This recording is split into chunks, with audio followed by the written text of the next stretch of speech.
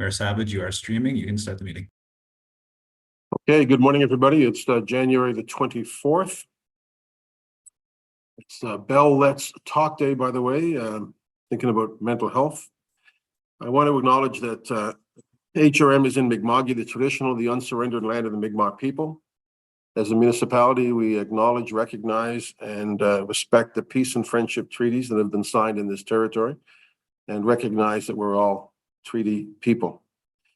We are virtual today. The first thing I want to do is I want to thank the Deputy Mayor, Councillor Daigle Gammon. I was on short notice. She took over yesterday. I had the unique opportunity for me of watching council from my house yesterday, and I got to say it's a different perspective. But Deputy Mayor, you did an awesome job throughout the day and into the evening. So thank you very much for doing that. Also want to acknowledge Councillor Russell is with us. Councillor Russell is the chair of Audit and Finance and of the Budget Committee. I'll be chairing the meeting today to preserve his voice. He looks. Is that an actual fireplace behind you, Paul? It's been a while since we've been online. It is an actual picture, right? It is an actual fireplace, but that's at the other end of the house. Okay. Yeah. All right. Well, it's good to see everybody here this morning, staff, and anybody from the public who's joined us today. We are here to discuss budget. This is budget committee for the municipality. So I am going to go through each of the councillors and just make sure that everybody is with us. So since we've done this virtually, Deputy Mayor from District 1, Councillor Daigle Gammon. Good morning, Mr. Mayor, colleagues and staff. I'm glad you're back, Mr. Mayor. Thank you. Councillor Hensby. President of Canfor and go Bruins. Councillor, some things never change. Councillor Kent. I am here, but I'm having the same trouble with my camera facing the wrong direction. So if someone from IT could help me resolve that, that would be great. And then you can see me. Thank you. Councillor Purdy. Good morning. Morning. Councillor Austin. Councillor Austin is caught in traffic, Mr. Mayor. He's on the bus. All right. Councillor Mancini is with us, obviously, from District 6. Thank you. Councillor Mason. All present and accounted for, Mr. Mayor. Councillor Smith. Two Smiths. Yeah, I am here and present. Awesome. Councillor Clary. Hello, everyone. Good to see you. On the move, Councillor Morse. Good morning. Good morning. Good morning, everyone from District 10. Good morning. Councillor Cuttle. Good morning, everyone. Good morning, Mr. Mayor. Good morning. Councillor Stoddard. Good morning, Mr. Mayor. Nice to see you. Nice to see all our colleagues and staff. Thank you. Councillor Lovelace is not with us, right? Councillor Blackburn, good morning. Hello and good morning from the Beaver Bank bunker. Councillor Russell, we've acknowledged you. A thumbs up is good to know that you can see us. And Absolutely. Good morning from Lower Sackville. Awesome. Councillor Outhet. Good morning from beautiful Bedford, to all. I am Mayor Mike Savage. Our CAO is with us. I know she will be stepping out to go and represent us at the Poverty Report presentation with United Way. Good morning, Kathy. Good morning. John Trays, good to see you, sir. Good morning, Council. And of course, we have a number of other folks. Our clerk and the clerk's office are with us as well. And a number of staff. Thanks to staff for joining us as well. We'll move to the approval of the minutes, which is that there are none. Approval of the order of business and approval of additions and deletions. The order of business. Does somebody want to move the order of business as circulated? Well, Mr. Mayor, on my agenda, I have minutes of December the 12th. Can you clarify that? I see that on this agenda too. It's not on my detailed notes. Have we approved December 12th? No, Mayor Savage, those were circulated in there. Okay, all right. I'll move the motion. I'll move the motion to accept the minutes of December 12th, sir. Thank you. I'll second that. All those in favor? Yeah. Opposed? So the minutes are moved. Calls, so the order of business, does somebody want to move the order of business? So moved. Councillor Russell, Second. seconded. Councillor Blackburn, discussion. All in favor of the order of business? Aye. Anybody opposed? That is the order of business. Declaration conflicts of interest? None. Okay, colleagues, we're going to move to public participation as we do at our budget meetings. There's a few people who have signed up according to the list that I have here. We have Alex Olton, Kevin Russell, and possibly Denny Sullivan is on the list that I've been given. We'll begin with Alex Olton. We'll get him online, or we'll get Alex online, and there will be 5 minutes to provide comments. State your name and the community that you're from for the record. Alex, are you with us? Operational budgets for long-term care are very modest, and this will place additional pressures on the day-to-day operation. So I'm not quite clear what they are. So Councillor Hensby, are not muted. I don't know that we have, I don't think that's Alex. Mayor Savage, we're just in the process of promoting. It'll just take us a couple seconds. All right. All right. Can everybody hear me?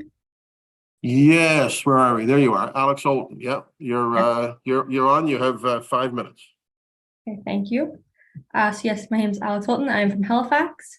Mayor and members of council, thank you for allowing me to join you today. My name is Alex Holton, and I'm a policy analyst at the Canadian Federation of Independent Business based in Nova Scotia. As you may know, CFIB is Canada's largest nonprofit organization devoted solely to the needs of small businesses. We represent members from all sectors and regions with 97,000 members across Canada, 4,000 of which are in Nova Scotia. During this year's budget process, we believe it is of the utmost importance that small businesses are at the front of your minds. 2023 was by no year a means of recovery, while 2024 appears to be the year of costs. Thus, more than ever, small businesses need your support. The cost of doing business continues to rise. Small businesses have already seen increases to CPP, EI premiums, power rates, and of course, more increases to taxes, fuel, insurance, and wages, no doubt to come. This is why small businesses are urging council to take a do-no-harm approach during this year's budget process. Simply put, small businesses are looking to council to not increase the cost of doing business. In a recent survey CFIB conducted, 9 in 10 small businesses say the cost of doing business should be a top priority for all levels of government. Thus, while in budget deliberations, we ask council to consider how you can do no harm to ensure the cost of doing business for those in this community does not, once again, continue to rise.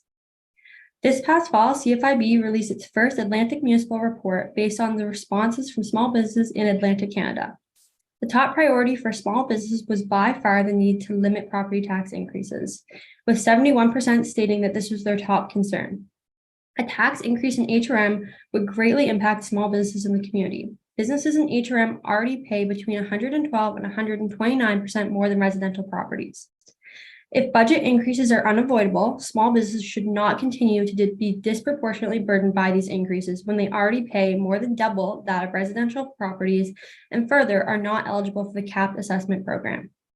We ask that HRM look into solutions to ensure small businesses are not disproportionately impacted by tax increases in 2024. One solution to help small businesses could be to close the tax gap between non-residential and residential rates. If HRM is serious about supporting the municipalities recovering small businesses, we ask that you consider addressing the financial burden the current property tax system places on small businesses. Another way HRM can improve its small business environment for small businesses is through red tape reduction, with 59% of small businesses in Nova Scotia saying the removal of red tape should be a priority for their municipal government. I would like to take this opportunity to recognize the work that HRM has done to reduce red tape over the past few years. In CFIB's Atlantic Municipal Report, HRM was found to be the only municipality with a red tape feedback mechanism, as well as one of 2 municipalities in the Atlantic region that have a construction mitigation policy. Small businesses were glad to see that Halifax Council currently has a request to the provincial government to enhance the municipality's construction mitigation policy through the creation of a construction mitigation fund. We support this ask as it aligns with our calls to financially support small businesses that have see an impact to their revenue as a result of construction projects. We have voiced our support and encouraged the provincial government to make the necessary amendments to the Halifax Regional Municipal Charter as soon as possible. On all red tape files, we encourage HRM to continue to maintain your high standard of red tape reduction for the years to come, and we will continue to share your successes throughout the Atlantic region. In conclusion, we want Council to understand that small businesses in this community are still recovering. While Council is undertaking the budget process, we ask that you keep these small businesses at the front of your mind. Your local coffee shop, your favorite restaurant, and your local mechanic, all of which are struggling with the increased cost of doing business and would greatly benefit from property tax relief in the upcoming budget. Thank you, and I hope you all have a great day. Thank you very much, Ms. Olson. I appreciate you being here today, and I know you've been visiting, I'm sure, with a number of councillors, not just myself, so thank you for that. Thank you. Our next speaker is Kevin Russell. Kevin, are you with us? Yes, I am. Thank you. Good morning. Thanks for joining us. Thank you. I just see I got one sec there. Okay, thank you.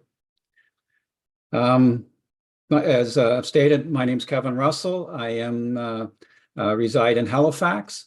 And Mr. Mayor, councillors and staff, thank you for the opportunity to present on the proposed 2024-2025 budget. The Investment Property Owners Association of Nova Scotia, IPONS, has been the voice of responsible private sector rental housing providers since 1978. Our members reflect the diversity of those in the private sector who provide rental housing in Halifax Regional Municipality, from large organizations owning thousands of units to small operators for whom this is their sole livelihood. Our members are the #1 source of affordable housing in the city. We provide much larger source of affordable housing than not-for-profits or public agencies. Unfortunately, it's becoming next to impossible to keep rents affordable on new rental units for the first-time renter and for first-time renters. All our costs our rental housing providers face are going up, up, and up. Building costs, materials, labor, mortgage rates, and taxes, including federal and municipal carbon taxes. Thanks to the Nova Scotia government imposing rent control, and since 2020, many rental housing providers have been financially crippled. Rental housing providers are being forced to sell their properties. That means more people are being placed at the risk of homelessness. That is not the fault of rental housing providers. Rental housing providers can no longer afford to provide deeply affordable rental housing. That is the responsibility of governments whose policies decisions leave rental housing providers with no choice but to get out of the market. In the past, we have heard from Halifax Regional Council the problems faced by rental housing providers aren't caused by the municipal government. They are caused by the provincial government because of policies like rent control and the broken residential tenancy process. IPON members respectfully submit, here is Halifax Regional Council's responsibility. Year after year, increasing municipal tax rates to the point where municipal taxes represent 33% of annual rental building operating expenses tenants pay. Rental housing providers are facing the same affordability crisis as other HRM residents. And unlike other residents, there are no rebates for the federal and municipal carbon taxes.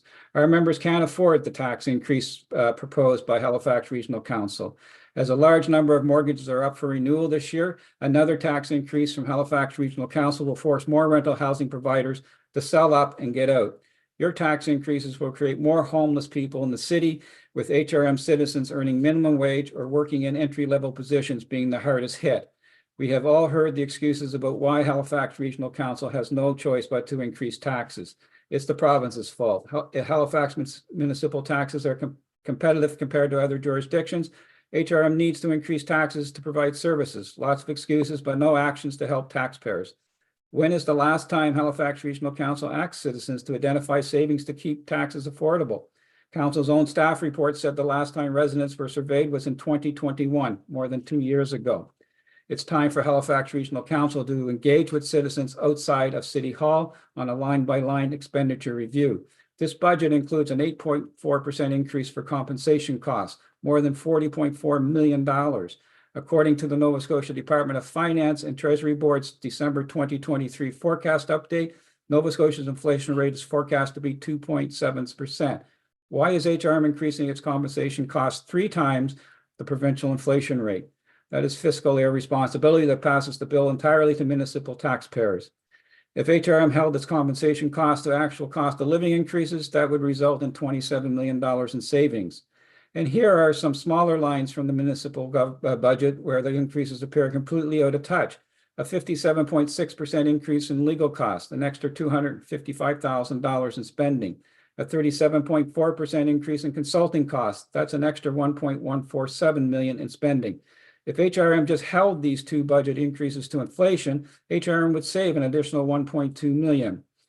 There is only one taxpayer paying for three levels of government. During an affordability crisis, government needs to do everything they can to spend responsibly before looking for taxpayers to pay more. That has not happened at City Hall. Halifax Regional Council needs to do its part by getting its spending under control before asking taxpayers to write larger checks. Again, your tax increases are making more people homeless and will make more people homeless. With 30 seconds remaining in your presentation. With a municipal election coming on October 24th, 2024, perhaps the next council will have a greater appetite to engage with residents and sharpen the pencils to protect taxpayers. To conclude, the Investment Property Owners Association of Nova Scotia does want to support one expenditure increase.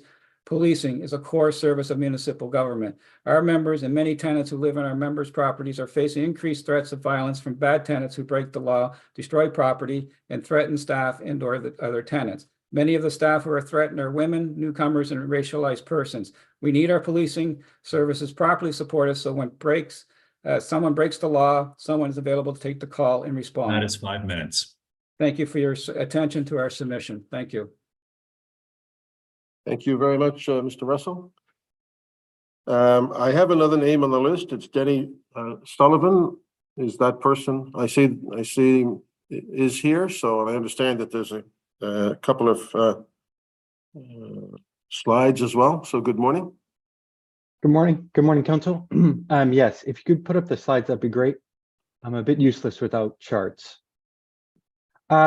So I've been reading a lot in the newspaper about HRM's budget issues and how, the revenues are just not there.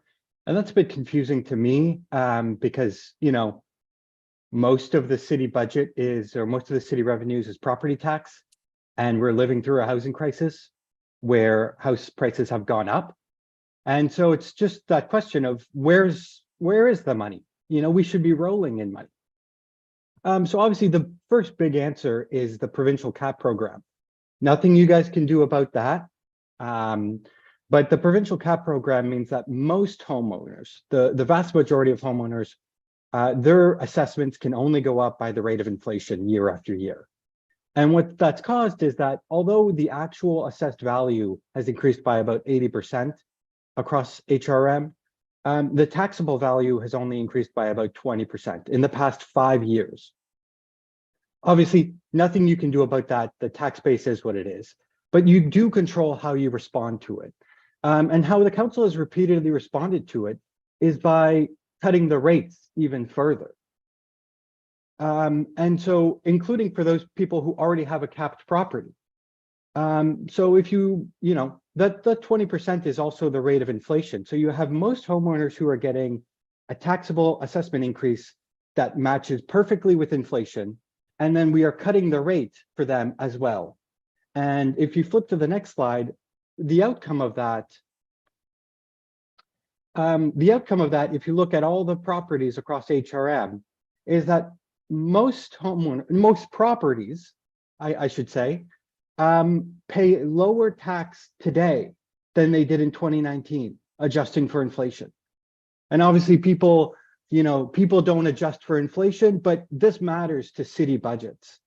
It matters to city budgets that, the vast majority of people are not paying more. And this is despite huge assessment increases, huge increases in the value of their properties, often tax-free. And I think it's not unreasonable. People can disagree about how much income tax you should pay. Oh, should it be 50%? No, it should be 30 or it should be 70. I don't think, though, it's reasonable to say, hey, somebody's made a couple of $100,000 on their home. And because of that, not only should they pay, a lower tax rate on that extra money that they've made, but they should pay a lower tax bill in dollar terms. And that's essentially what we've done in this council repeatedly by cutting the rate on top of this capped program. I was doing some fun with numbers, and if you add all of those properties in the green area there, people who are paying less today than they were in 2019, just that is $20 million. I think that would go a long way to helping city budgets. And so I think, again, faced with a pretty big taxable assessment increase this year, I would hope that the answer is not to cut the rates again. I think there are better ways to spend our money than to send it to people who are comfortably housed and have made loads of money on their properties. Nothing else from me. Thank you. Okay. Thank you very much.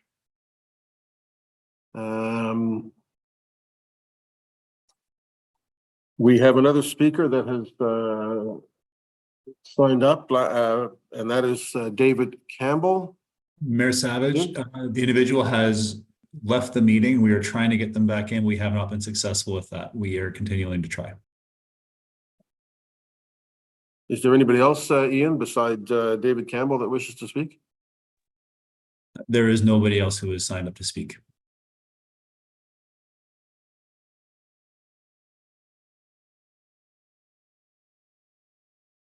Mayor Savage, we are not able to get the individual back into the meeting at this time. Okay. There are no other speakers present, Ian, on the line that wish to speak? There are no other speakers. Okay. All right.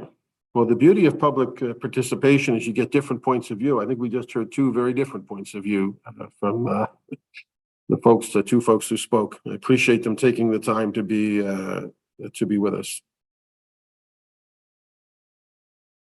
Okay. We're going to move to our report. There's two items today. The first is 6.1, the 2024 budget direction assessment revenue update. And I think we have Jerry Blackwood, Tyler Higgins, and Dave Harley with us. Jerry, is it you that's going to take us away on this?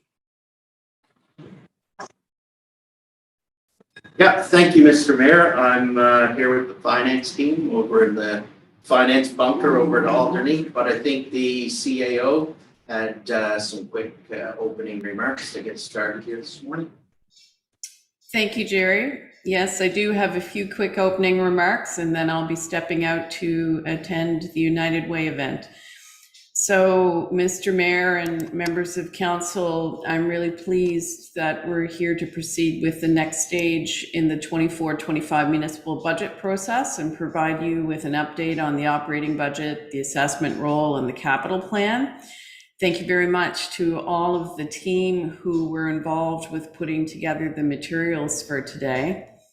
And we know that the difficult fiscal environment we're facing has already been discussed. Today's update addresses those ongoing challenges, highlights some emerging opportunities, and really will let you know about the progress we've made. Last November, Regional Council directed municipal staff to provide a budget based on the priorities outlined in the Strategic Priorities Plan for 2021 to 2025. That direction, along with the 2024 property assessment roll from PBSC, provided the necessary foundation to calculate the preliminary municipal tax rates and property tax bill implications based on average property valuations, all while continuing to deliver our essential municipal services for residents. So a lot of our budgeting is based on assumptions about the necessity of continuing our services, as well as positioning us for our future growth. So municipal staff compiled the proposed budget based on Regional Council's priorities.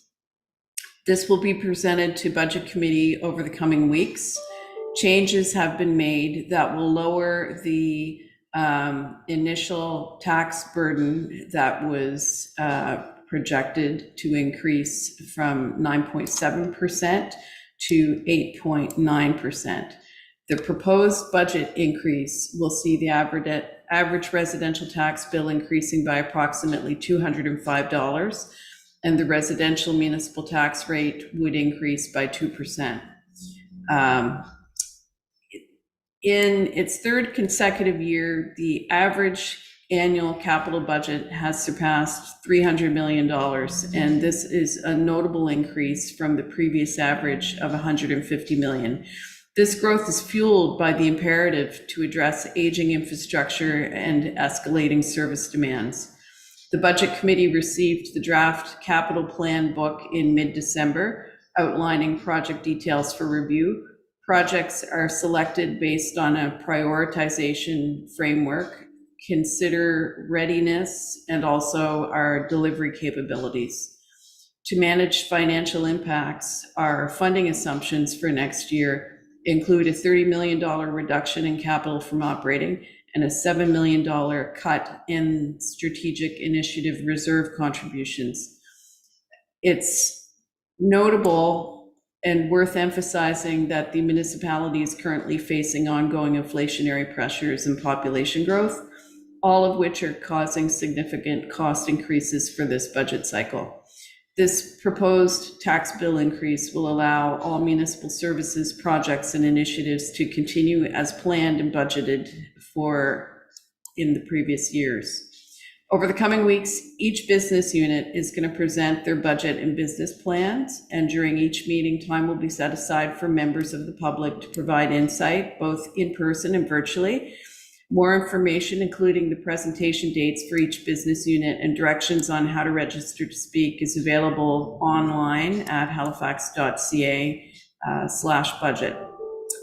So at the beginning of April, Budget Committee will then review the budget adjustment list, and this will include all additional items that business units have presented that council's interested in that are beyond their proposed budgets, and will address any add-ons or subtractions to the budget that council directs throughout this process.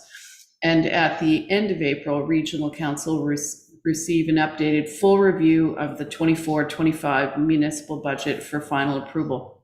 So I want to acknowledge the critical work of Regional Council and also thank all councillors for their thoughtful deliberations. It's not lost on us that economic decisions made in the coming weeks are going to be felt by your residents across the region for years to come. But in making these tough decisions, we're ensuring the continued delivery of our services and some really innovative initiatives to residents. So thank you very much. I'm going to now turn it over to Jerry Blackwood for the presentation, and then we'll be taking the questions following Jerry's presentation.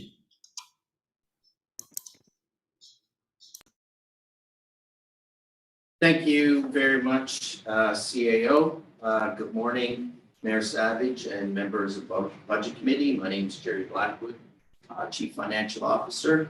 As I mentioned before, I'm here today from our finance boardroom in Alderney, and have the finance team here with me as well, who called on to answer questions. I just want to thank the great work of the team over the past 3 to 4 months, as well as my executive director colleagues and their respective teams as well. As the CAO mentioned, you will be getting lots of details coming forward starting next week with respect to business unit presentations, where you can really get into the details.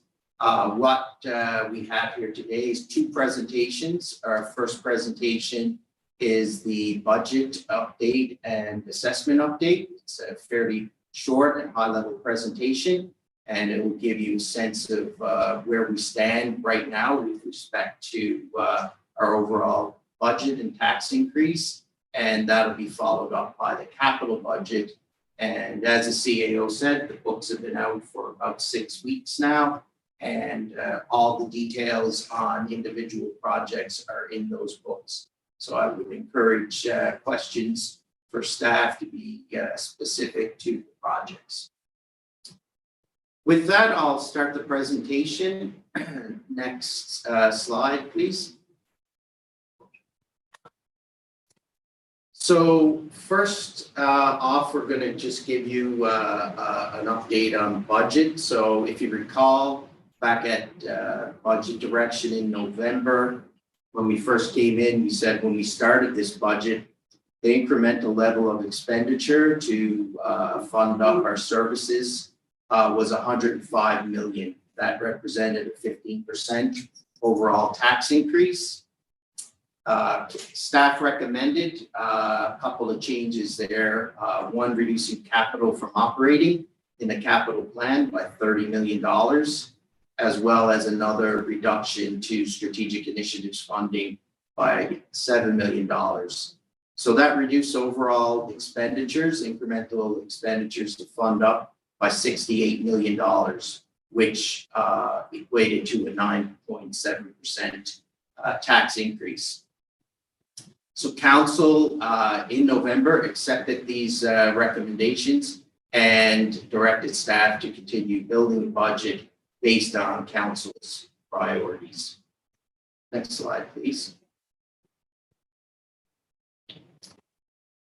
So since our first budget direction in November, finance staff in collaboration with the business units, we were, as the CAO mentioned, were able to find some reductions to reduce the overall tax increase to 8.9%. So that equates to a budget of total expenditures of $1.2 billion. This slide just outlines some of the major things we identified. First off, we on the assessment roll, we picked up an additional $900,000 of revenue. We are going to get an additional $200,000 on the Halifax Airport tax agreement. If you recall, last year, there was some talk about the tax agreement did not include climate action tax.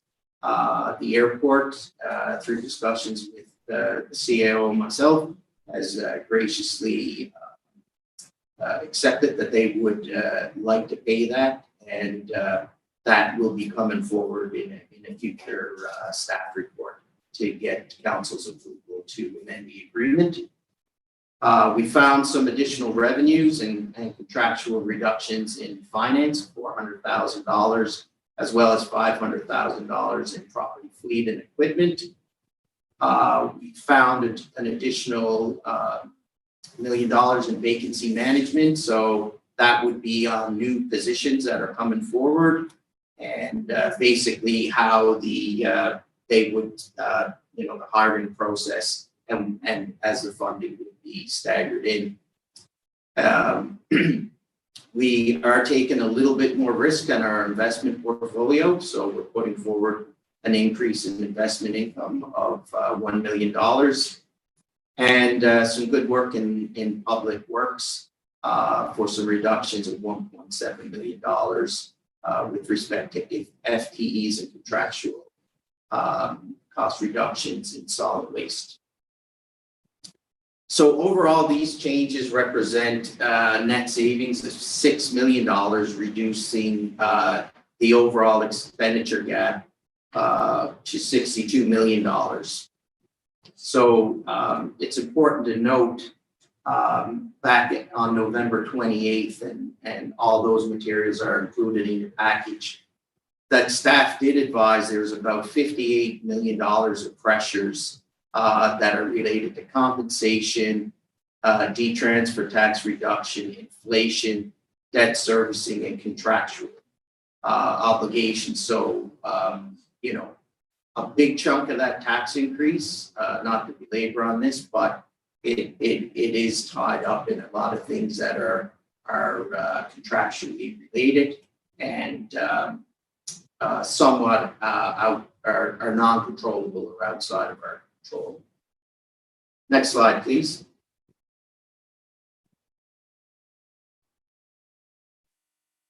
So next, we're going to just talk about revenue update. Next slide, please.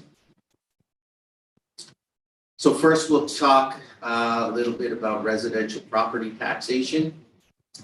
So right now, as we mentioned, we're at an 8.9% average tax bill increase. So that would equate to a 2% increase in the municipal tax rate. And overall, our average residential assessment bill will increase by $205 annually. So that's, I think, on about a $340,000 assessment, I believe. So that would be approximately $17 per month. We did include in the package, in the report, table 4. It gives a little bit of a range in terms of what other assessed value groupings would pay. So for an average assessment of $600,000, your overall increase would be $400 annually, or $33 a month. And if you look at a home assessed at $1 million, you'd be looking at an increase of about $664 annually, which is about a $55 a month increase. Next slide, please.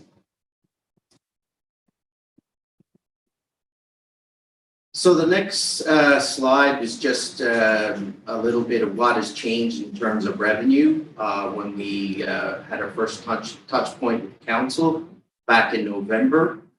I know a lot of times when we come in, and I know it's a big number that we put in front of council, and there's often a lot of questions. Well, we'll need to wait and see what the assessment roll comes in at.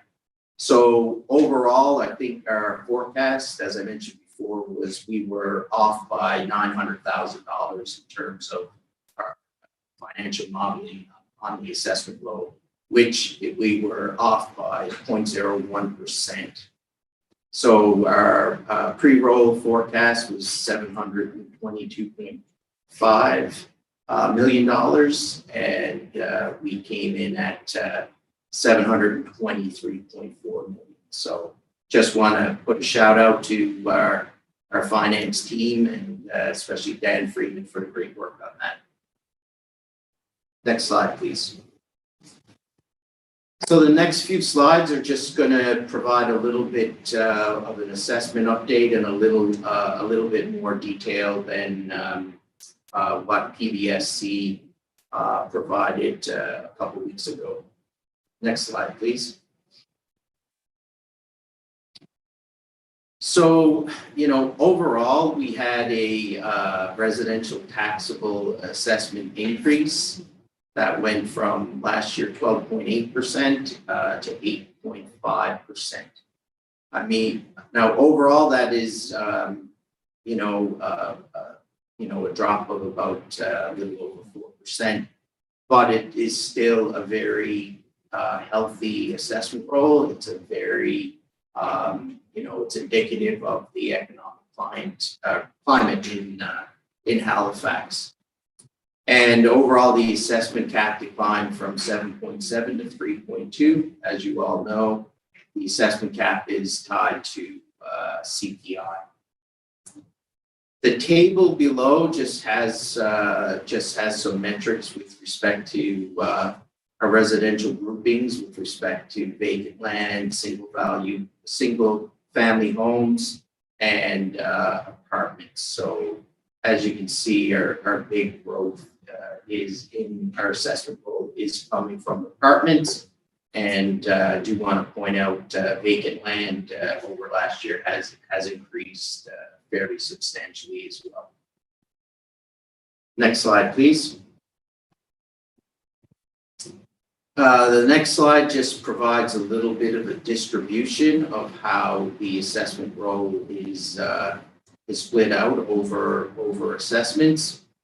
And one thing that we're seeing right now is the number of households that are under the cap.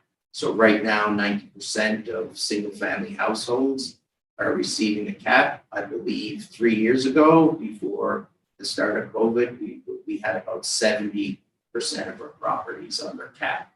So, that increase to 90 is fairly indicative of, the economy, inflation, high interest rates.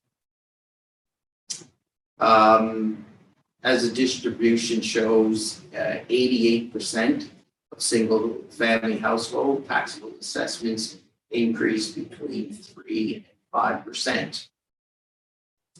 And I mentioned before the average taxable assessment, I think I said is somewhere around 340,000. It's actually increased from 302 to 323,000.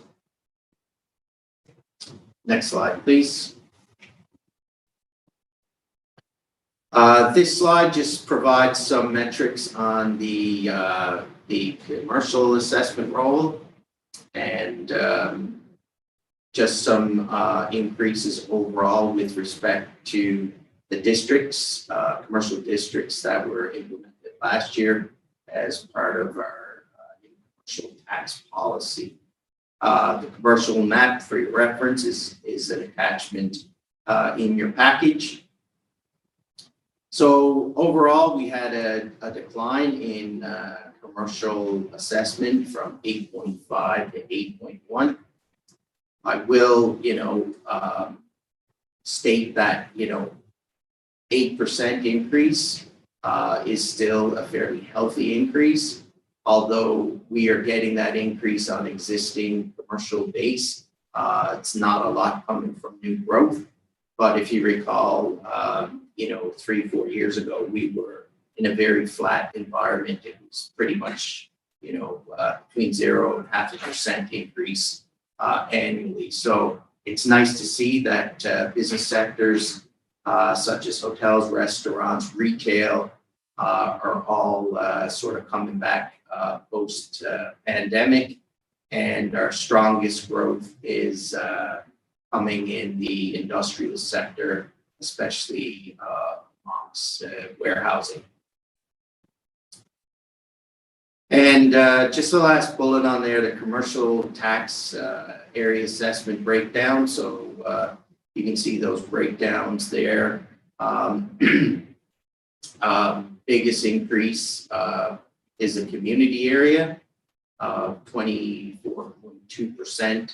And as I mentioned before, the industrial area has increased quite significantly, which when you look at that demand and look at the expansion that we're going to be doing in the next phase of Burnside, it's I think that just shows the demand and the marketability for that expansion. So overall, I think, when you look at the distribution, I think 36% of commercial properties increase less than 5%. And you have about 18% of properties that increase more than 20%. So in that group of properties, there was that I would say was where you would see much of the recovery post-pandemic as those industries come back, as well as properties that had permits and provided investment there. So that leaves about 46% of properties increase somewhere between 5 and 28%. Next slide, please. And the last slide we'll end off here is just a little bit on dwelling unit. So one thing I just want to frame up here with this chart, it does show our dwelling unit growth has declined. Last year we had 5,000 new dwelling units come on the roll. This year's about 2,000. So I think it's important to know dwelling units are what PVSC would deem that are new units that are like inhabitable. They're like finished units. Let's not get this confused with the number of permits that are being issued or housing starts. So Halifax, I think, is number 2 in the country in terms of housing starts. Recent numbers released by CMHC, I think it's about 4,600 starts. And we all know that there's about 25,000 units that are approved to be built right now. So although we had a decrease in dwelling unit counts, it's not to be confused with the fact that there's a lot of good work happening in the market, and the build out, as we've mentioned before, can be constrained by construction industry and higher interest rates. And with that, that concludes our presentation, and we'd be happy to take any questions that you might have. Thank you. Jerry, thank you for the update. Just in terms of a clarification as we start our discussion before I go to the floor. I noticed in the report on page 8 is a chart on population growth. I don't really understand I'm assuming it's the province and nationally that has shown a downturn in the percentage of growth this year. That doesn't jive with what I'm hearing from Stats Canada. Is that projected? Or, I mean, we know the Stats Canada numbers have come out and shown very significant growth in the province, most of which is in Halifax. But can you just explain that chart to me? Yes, so you're speaking to table 6, right? Yeah. Yeah, so that just compares population growth in HRM to Nova Scotia and Canada. So we don't have, I don't think we have updated forecasts for the 23-24, but by all indications that population growth will continue to increase. Yeah, but it's showing a decrease. It's not a colored chart, so I'm assuming that HRM continues to grow, but the province of Nova Scotia, according to Stats Canada, grew by some 30-some thousand. So Mayor, they're basically what you're looking at is the percentage increases year over year. So what we're looking at in 23-24, population growth for HRM is going to be somewhere, around 3.4%, whereas Nova Scotia would be a little under 2%, and overall for Canada would be around 3%. What is plotted on that graph is the percentage increases. I think that was the same chart that we had in our budget direction slide back in November. Yeah, but I think we need to correct it. We know that the growth in Nova Scotia is going to be, it's not going to be below 3% if the population grew by 35,000 that we know of. So I'll just leave that with you. I think it's incorrect. I don't think it's based on current numbers. Maybe we can check with Ian Monroe on that. We have 2 pieces of business today, folks, and those who are watching. We have, first of all, what we're on now, which is the budget direction. The second one later on will be the multi-year capital plan. On this is budget direction. This obviously is not setting the final tax rate. That will happen in either March or more likely April, but this is, we're on the way. So, and this is an important step. So we'll begin. The first name I have on the list is Councillor Outhitt. Can you put the motion on the floor and then take it away, Councillor? I actually don't have that in front of me. If someone else could after me, I'd appreciate it. And thank you, Mayor. I just have a couple of quick questions for Jerry. And Jerry, thank you for the presentation as always. Good presentation and good information and well laid out. A couple of curiosities for me here. You mentioned that the average residential based on the 300 and whatever assessment would be about $205. I didn't see a similar statistic for the commercial. And I know we've got small business, large business, industrial, whatnot, but I think it would be helpful to have that. If you're a small business, the average, you're looking at this much a year. If you're a big business or industrial, you're looking at this much. So I think that would be helpful.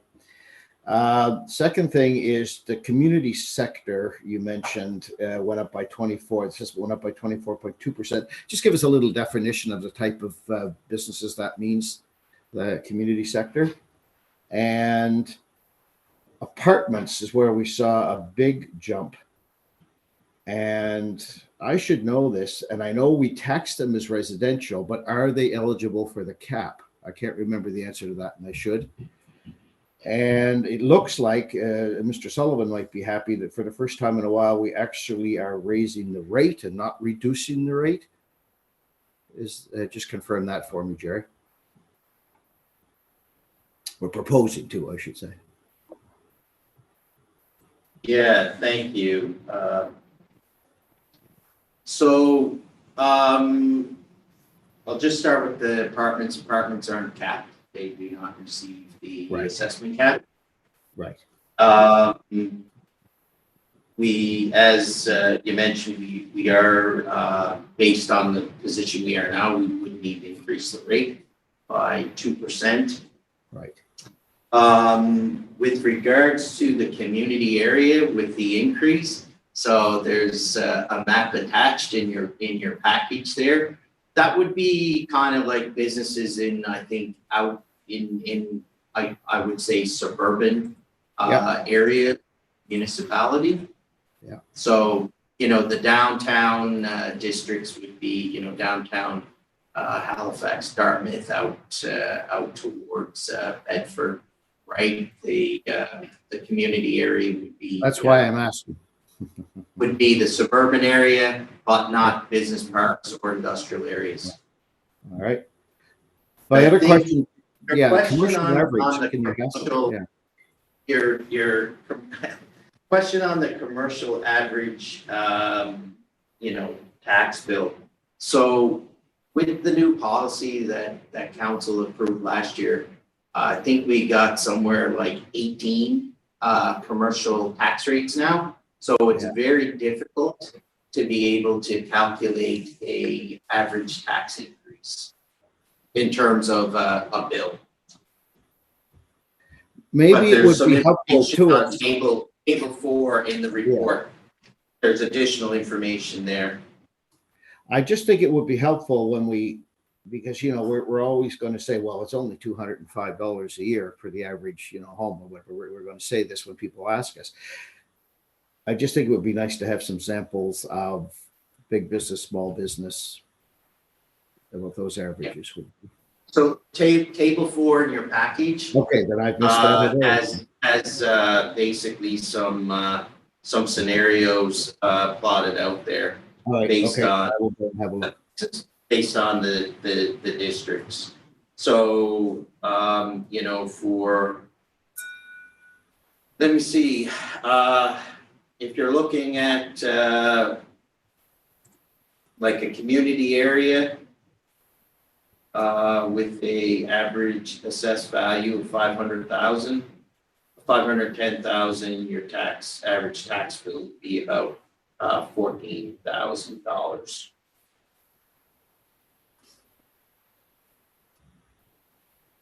Right. Up from what? Up from what? Well, this is the first year of the tax policy.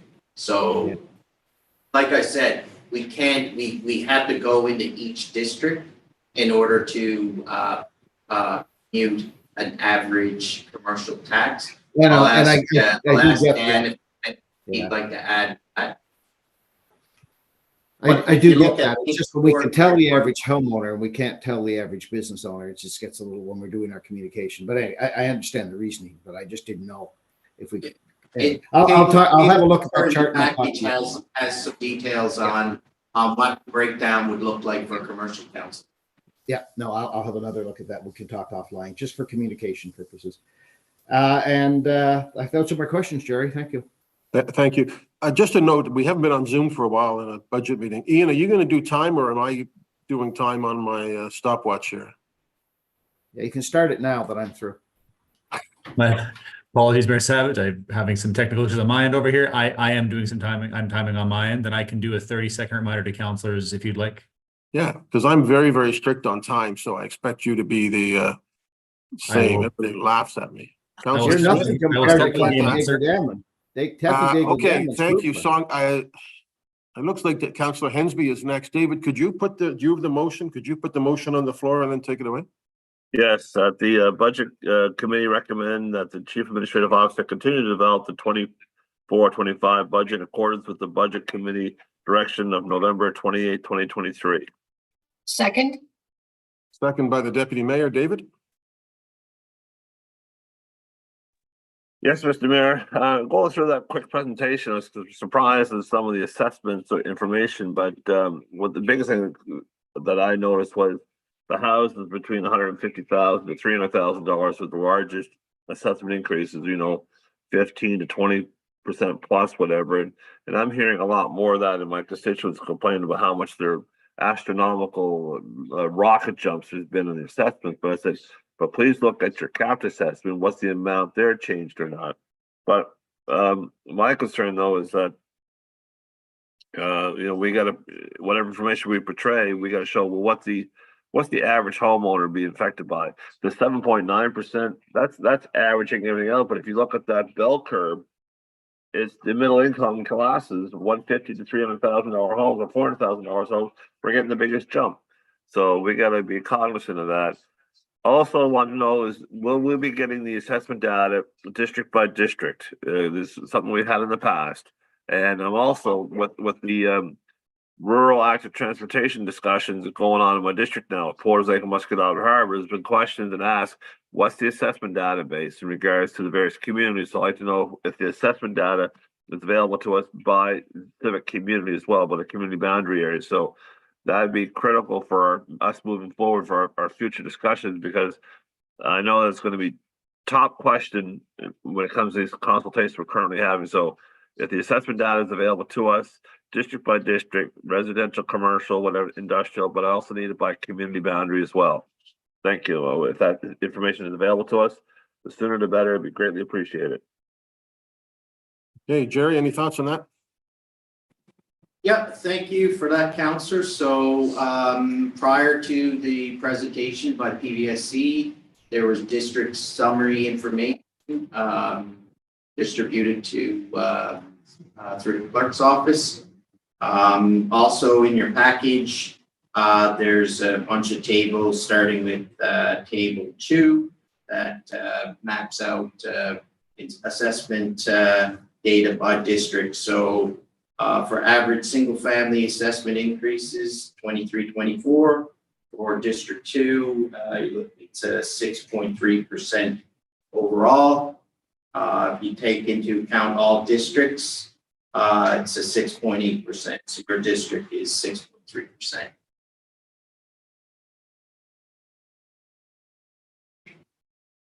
Councillor Hinsby, you good? Thank you. Councillor Morse. Thank you, Mr. Mayor.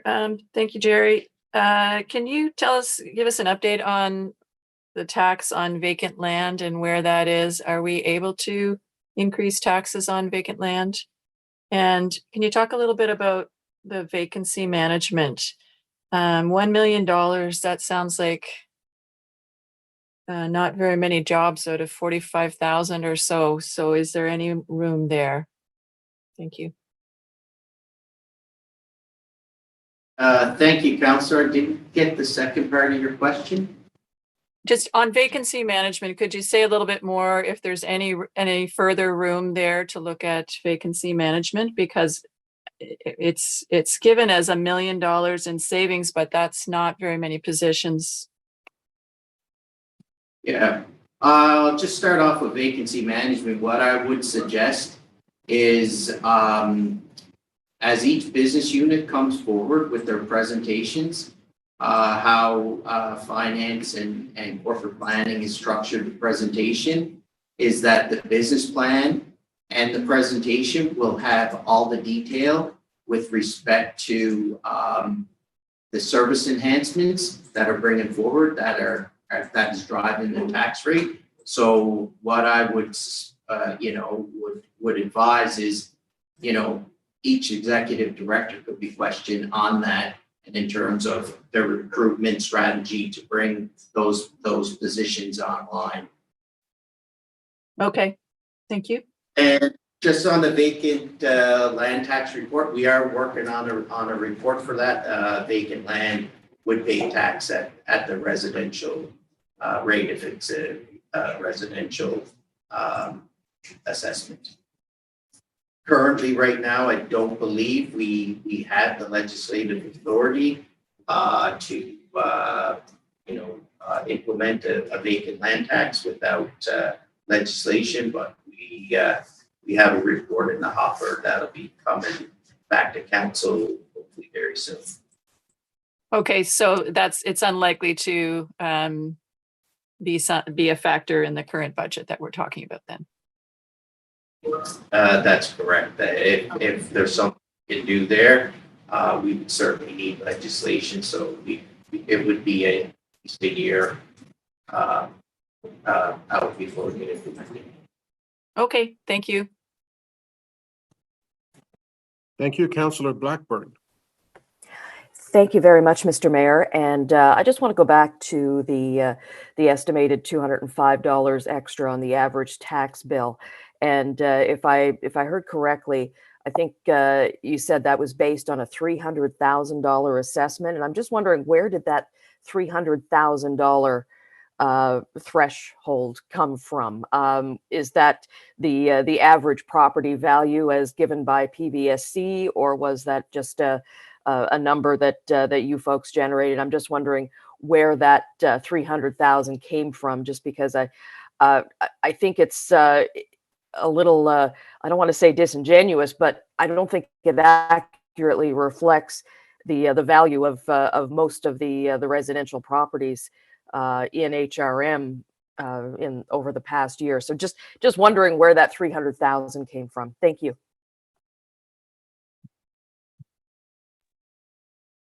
Thank you, Councillor. So that number is the average assessed value for single family homes. So that would be the taxable assessment, right?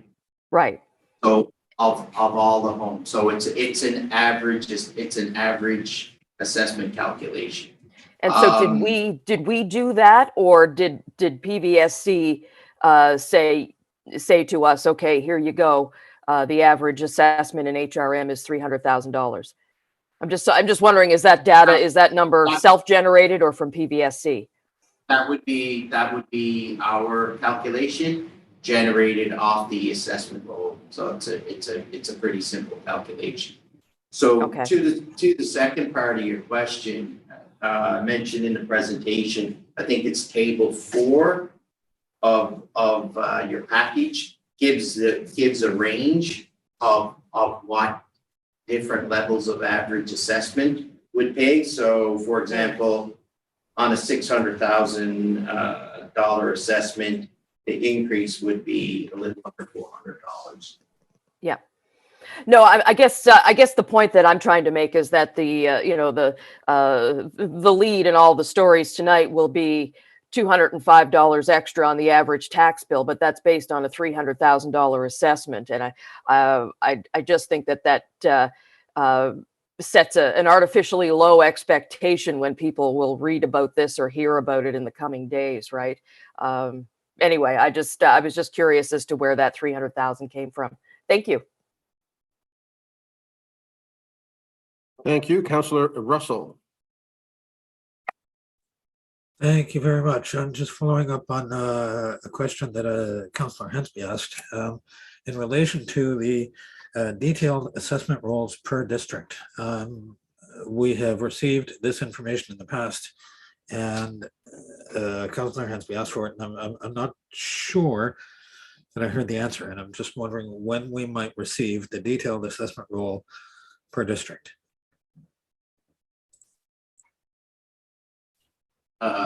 Thank you, Councillor Russell. So prior to PBSC's presentation 2 or 3 weeks ago, you should have received a package through the clerk's office that was distributed that would have all that information.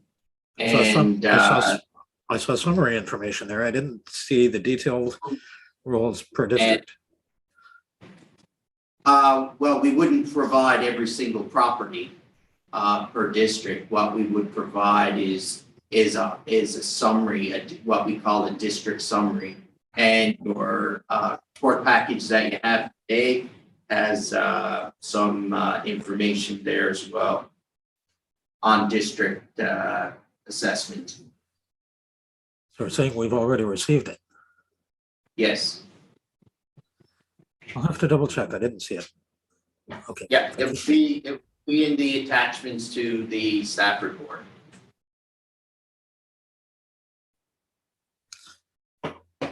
Okay, thank you. Thank you, Councillor Cuttle. Thank you very much, Mr. Mayor. Review to Mr. Blackwood. One of the things, just to follow up on the thread that Councillor Blackburn had started to pull there around, how we get to the average.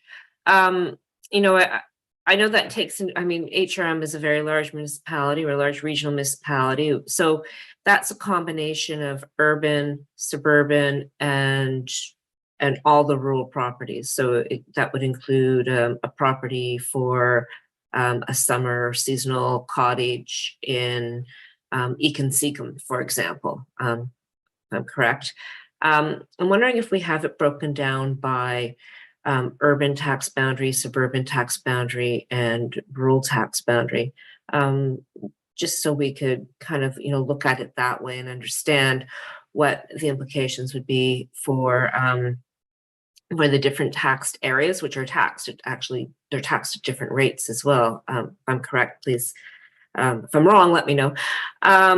As well, I'm just wondering, like when we average that in, we've had that vacant land piece. Is the average for property taxes just for homes, or does it include vacant property that might be zoned residential but doesn't have a house on it? Is vacant land included in the average?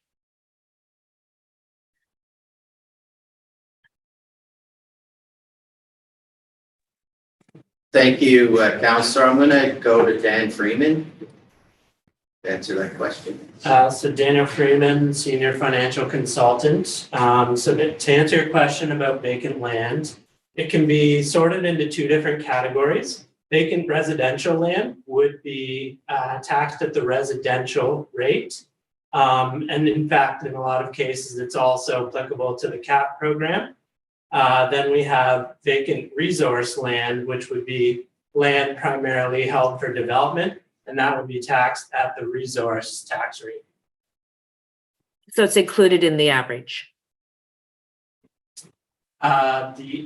If you're talking single family household average, no. That only includes single family household properties, which would not include vacant. Okay, so I was just thinking back to Lisa's point about when we say that, the average house is 329,000, or I've lost the report here on my screen. So there's no vacant land included in that averaging. That's correct. That's only single family household. Okay, good to know. And the other one, the breakdown between urban, suburban, and rural?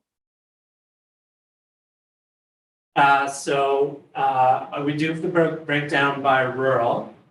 So in an 8.9% increase, the average rural tax bill would increase by $173, which actually represents a slightly higher increase than urban at 9.0%.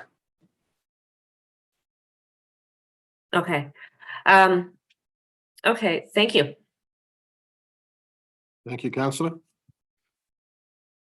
I see nobody else on the board. I'm not going to speak at this point either. We're not at a decision point yet on exactly where we're going to go on the tax rate. We are just beginning our process next week. I think we start with our departments. And there's a lot of work to be done. Are folks ready for the question on this? Question. How do we vote? I forget how we vote online, Ian. Oh, Mayor Savage, I can do the vote. I will do the vote call if that works. All right. Beginning with District 1, Councillor Daigle Gannon. Voting in favor of the motion. 2, Councillor Henby. Affirmative. 3, Councillor Kent. Favor. 4, Councillor Purdy. Voting yes. 5, Councillor Austin. In favor. 6, Councillor Mancini. Voting in favor of the motion. 7, Councillor Mason. For the motion. 8, Counselor Smith. 4. 9, Counselor Clary. For the motion. 10, Counselor Morse. In favor. 11, Counselor Cuddle. In favor? 12, Counselor Stoddard. Sorry, in favor. 14, Counselor Blackburn. Voting yes on the motion. 15, Counselor Russell. What are their electives? 16, Counselor Motet. Voting yes, and so are the dogs. Mayor Savage. Oh, sorry, Counselor Russell. I was in favor in case you didn't hear it. Thank you, Counselor. And Mayor Savage. Yes on the motion. Okay, so that motion has passed. Folks, let's just take 5 minutes. I know most of you are probably in your pajama bottoms. So just put your thing on video off before you get up. Let's just take 5 minutes for a bio break. It's 10:44. We'll come back at 10:50 right on the dot. Okay, so just put your cameras and mutes on and we'll come back in 6 minutes. Thank you.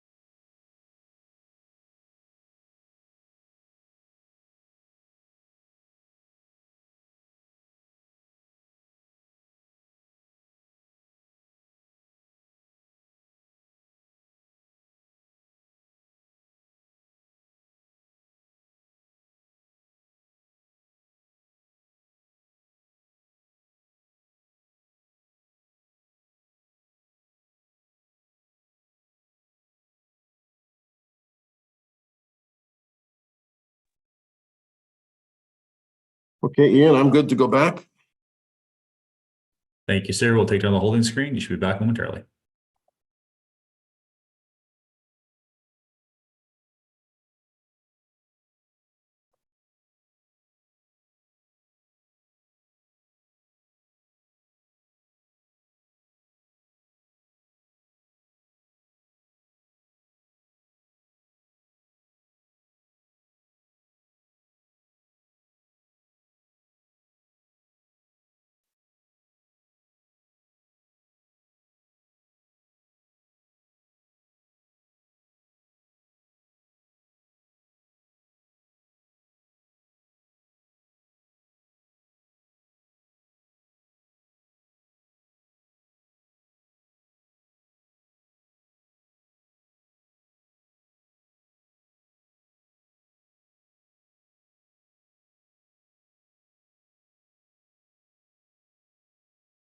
Mayor Savage, you are good to go, I believe.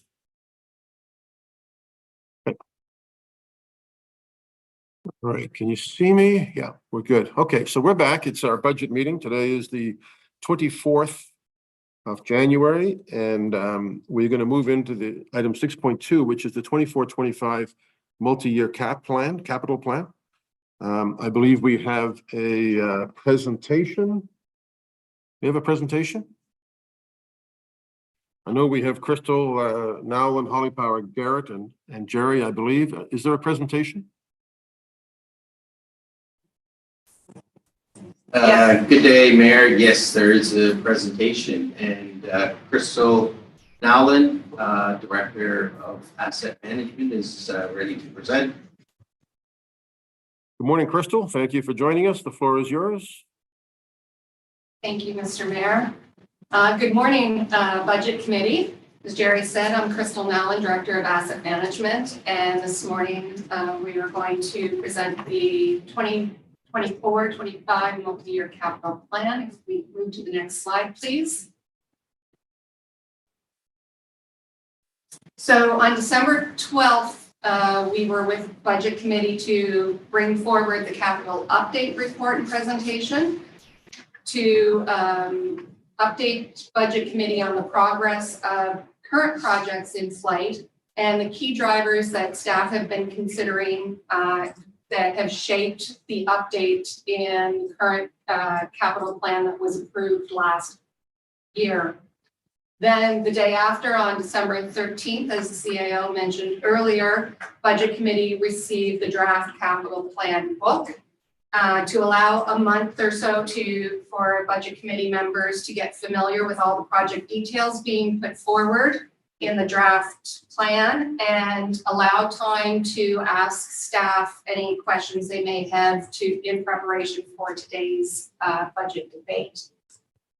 Today, we are asking for approval for the recommended 2024-25 capital budget and an in-principle approval for years 2 through 4 of the capital plan.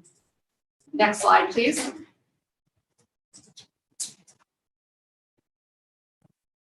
So the capital budget are monies the municipality invests each year to purchase, build, rehabilitate, and replace infrastructure that's required to deliver Halifax's municipal services reliably and safely. This broad inventory was valued at an original cost of $4.3 billion as of March 31st of 2023. Next slide, please.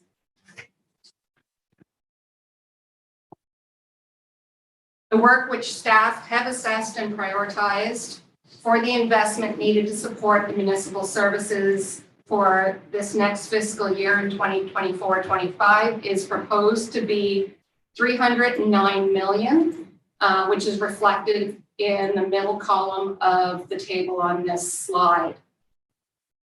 Combined with the estimated carryover work, the total combined work to be completed next year is $686 million. And the majority of that total budget, as reflected in the pie chart to the right of the slide, you'll see that 59% of that $686 million goes towards supporting transportation services, followed by protective services and regional and or recreation and cultural services at 12 and 10% respectively. Approval of the $309 million budget is recommendation number 1 of the report, and all of the project details compiling the $309 million budget can be found in attachment 1. As of January, there is $129 million in purchase order commitments against that carryover work in progress, $376 million already towards 24-25 work activities. Next slide, please. So the capital budget for next year is funded by generally the same funding sources as we have each year, year over year, such as capital from operating, reserves, debt, and external cost sharing.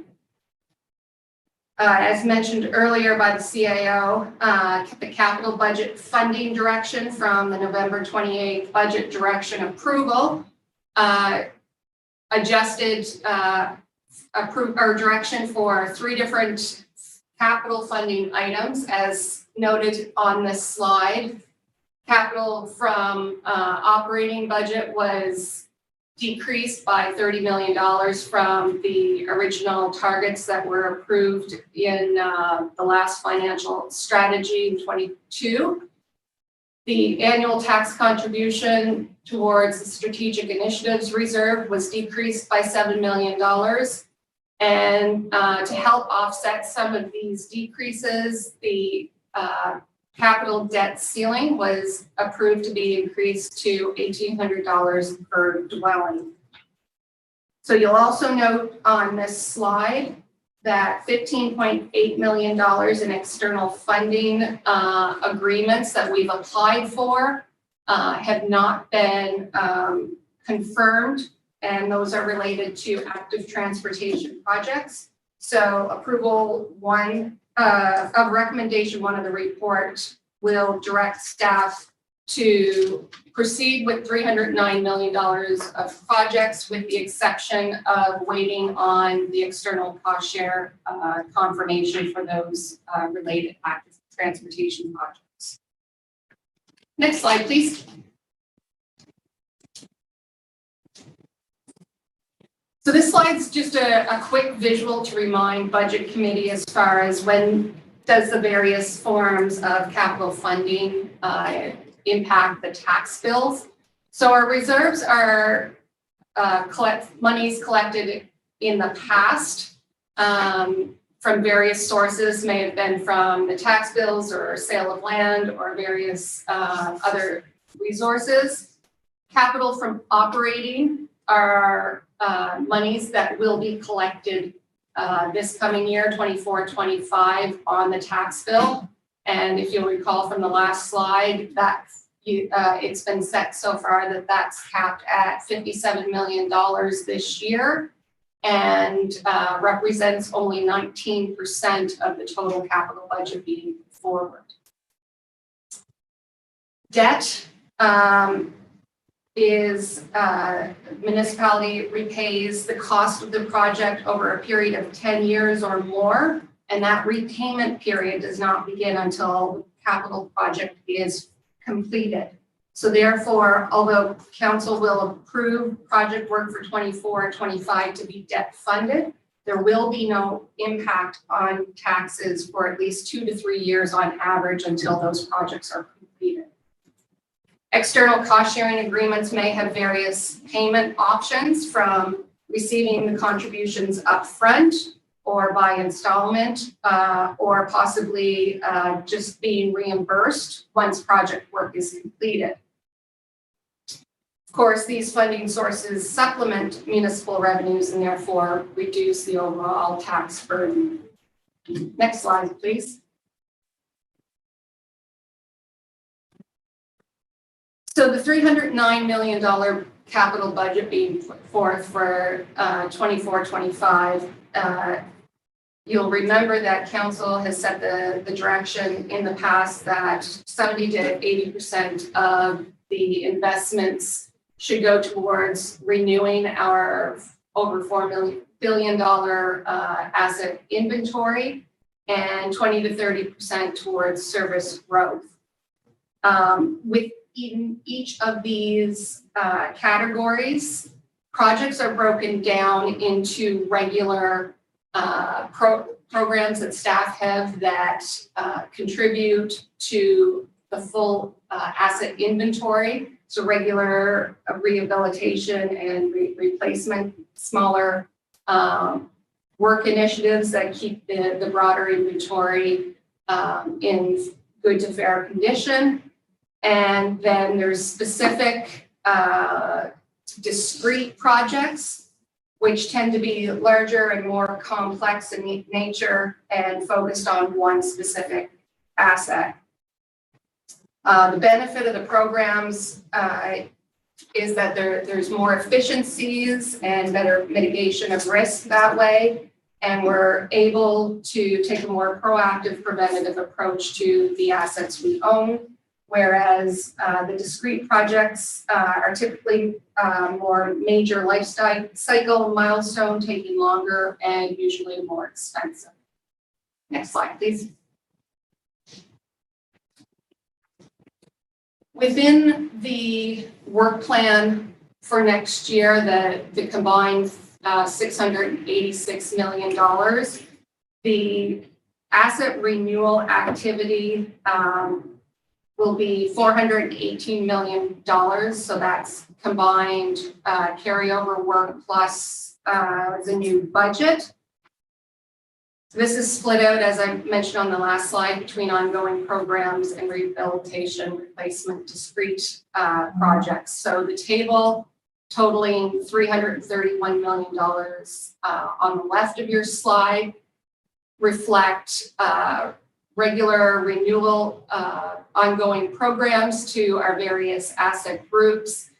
Examples of these type of projects are, say, for example, the street recapitalization that you spoke to yesterday with Public Works, setting those levels of service, fire fleet replacement, general building recapitalization, those sort of things. And then the discrete projects listed here are the top work activity on the discrete projects, but is not a full and complete list.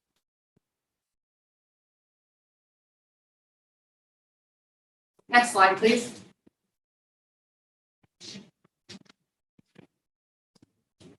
Similarly, on the growth side of the work plan projected for next year, the growth category represents investments for services and programs that have experienced either increased capacity requiring more infrastructure to deliver the services, or reflect new services that have been added under council's direction, which require new infrastructure for the municipality.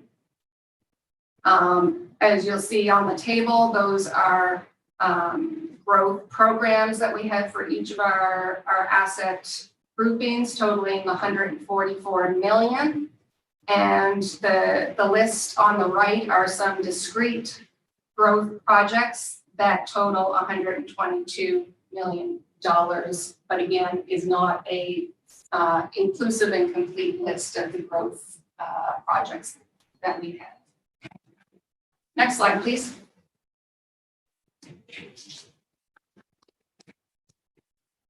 So recommendation 3 of the report and further details by project are included in attachment 3 of the report. Our approval of the budgeted reserve withdrawals for capital projects for the year. Based on the charter, all reserve withdrawals must be directed by regional council's authority. Therefore, the reserve funding that we've attributed and associated to the capital budget and the proposed in principle approval of years 2 to 4 are listed on this chart. As you can see, the average reserve withdrawal budget ranges from 55 to almost $90 million on this chart. The last 5 years, the average has been generally $50 million, but that did not include the gas tax reserve, which is listed under its new name on this chart, Q626, Canada Community Building Fund Reserve. That generally runs $25 to $26 million per year. However, twice in the last 5 years, the federal government did double that allocation to us. Next slide, please. Similarly, approval of the multi-year capital projects, different from the multi-year capital plan. Recommendation 4 of the report and seen in attachment 4 to the report. So per the charter, the council has authority to spend for one fiscal year. However, the nature of some of our multi-year capital projects is that a commitment is required to be entered into with a vendor for multiple years. And I typically use the example of Cogswell's project. So we enter into a construction project with a vendor in the first year of the project. However, it will be cash flowed and budgeted over several years. So this recommendation in this chart highlights for council an awareness of which projects we will need that same form of commitment with vendors for projects. Next slide, please. The charts on this slide really represent a high-level overview of how the capital program is projected to be growing, certainly significantly, as our CFO mentioned earlier on today. The population growth since 2016 has outpaced infrastructure planning set out in the 2014 regional plan, and the actual population is now 8 years ahead of expectation from that plan. However, it's no surprise that the volume of work demand over the next 5 years significantly increases to bridge that infrastructure gap, and the volume of projects designated as supporting the growth in services is exploding. The decrease in the last part of the 10-year plan is attributed to, which isn't represented on these slides, is attributed to staff planning that's still in progress. So life cycle rehabilitation and replacement of existing infrastructure is easier to project out into the longer terms, and that's represented on this slide by the dark blue base of each of the annual year's bars. You can see that that's pretty steady. And the gray part of the bars, which is service growth, portions of the annual budget, you can see are the areas that are significantly increasing in dollar value. The actuals shown by the red line in the past 4 years, of which the current fiscal year 23-24 is a forecasted figure as of September 30th at this point. They highlight that the budgets for the last 2 years have exceeded delivery capacity for staff preparing to ramp up and meet the increased demand. And reasons additionally to that have been explained various times previously relating to post-pandemic economic issues such as widespread industry labor shortages and supply chain delays. Staff are now looking forward and working towards being able to meet and budget a realistic delivery capacity for the capital plan in 2025-26 and onward. The chart to the right highlights over this 7-year period which of the service stream, municipal service streams have been increasing the most growth. And as noted earlier in the 24-25 budget slide with the pie chart, the highest increases are transportation services, followed by recreation and cultural services and protective services. Next slide, please.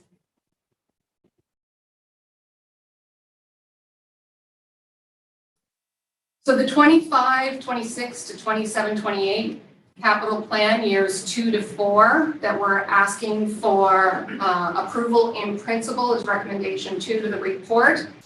The specific project details making up these totals found in the chart can be found in attachment 2 to the report. And while the base budget is increasing primarily in buildings, roads, and active transportation, there are a handful of significant strategic initiative projects that are driving the increase, such as listed on this slide. Longer schedules, more complexity in project delivery are due to more integrations and stakeholders. You can see that although the last 3 to 4 years, our annual capital program has increased from a previous average from 150 to 300 million.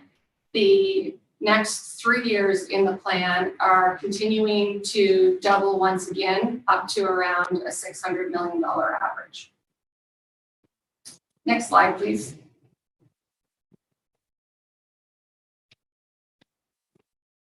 So the in-principle approval for projects in years 2 to 4 are contingent on securing external and funding sources for cost sharing. There are a number of applications that have been submitted to the provincial and federal governments that we are awaiting confirmation on. Currently, as you can see in the pie chart, $332 million of anticipated external cost sharing has not been secured. As well, $327 million in additional projects in the base capital fund currently is without a funding source. And I'll speak a bit more to that in a few minutes in a future slide. So the annual taxes, capital from operating, the budget going forward in these next 3 years are assumed instead of following the targets that were set out in 2022. The assumption was that we would be holding those capital from operating targets at the level that council or budget committee set this year at $57 million. And the debt represented here is at the most recent approved level of $1,800 per dwelling. Next slide, please. So in this last slide, it speaks to recommendation 5 of the report. And as I alluded to in the last slide, what staff has been recognizing in these years since the pandemic is that the last fiscal sustainability strategy that was brought forth for the 21-22 budget, there's been significant changes in both economic factors and the regional planning outlook. And staff feel that it is time to revisit that strategy. And we would like to come back after doing some work for the 25-26 budget with an updated capital funding plan.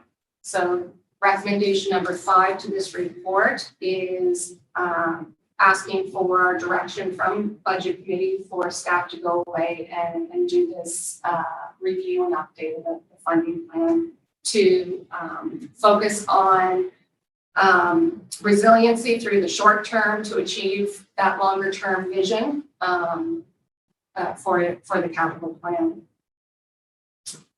And that is the presentation for this morning. I know that there are several project managers that are available this morning to answer your questions on specific projects. Thank you.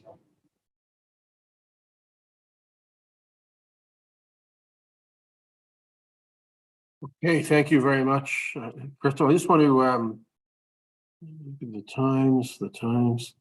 So can I, if you have a question, please put it in the chat as opposed to just raising your hand. I do see a hand that's raised. I'm not sure when that came in, but I have Councillor Cuddle first, and then Councillor Mason. Councillor Cuddle, can you put the motion on the floor? Yep. Thank you, Mr. Mayor. I move that the Budget Committee recommend that Halifax Regional Council 1, approve the capital budget for 24-25 as set out in attachment 1 of the staff report dated December 19th, 2023. 2, approve in principle the schedule of 2025-26, 2026-27, 2027-28 multiple year capital plan as set out in attachment 2 of the staff report dated December 19th, 2023. Approve the schedule of 2024-25 capital plan reserves, withdrawals as set out in attachment 3 of the staff report dated December 19th, 2023. Approve the schedule of the 2024-25 capital multi-year projects as set out in attachment 4 of the staff report dated December 19th, 2023. And 5, direct the Chief Administrative Officer to update a long-term capital funding strategy as part of the 2025-26 budget process to reflect the changing municipal and economic long-term goals. Second. Thank you. Seconded by Councillor Blackburn. Councillor Cuddle, we'll start your time now. Okay, thank you. So I just had a couple questions about some of the some of the bigger projects. For example, Cogswell. That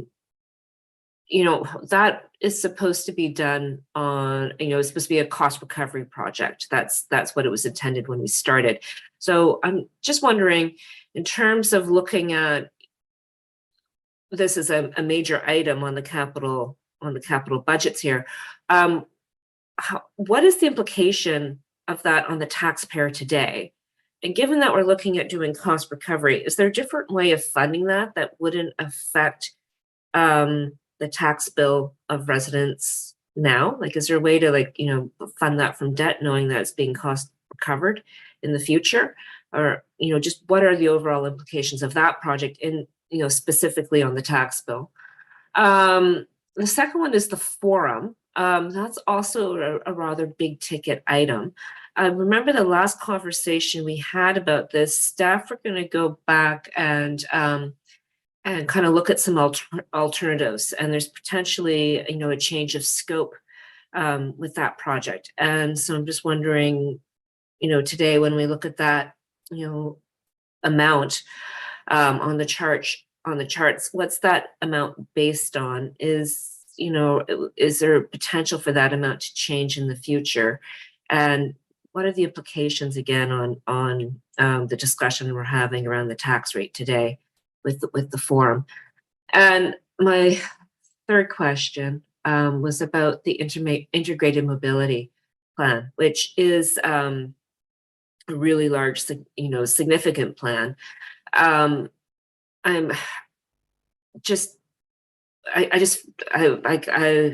back to kind of the history here. I feel like that project has been going on for a long time. And where are we in that project, and what are still the current implications of that project on our annual tax bills? Thank you.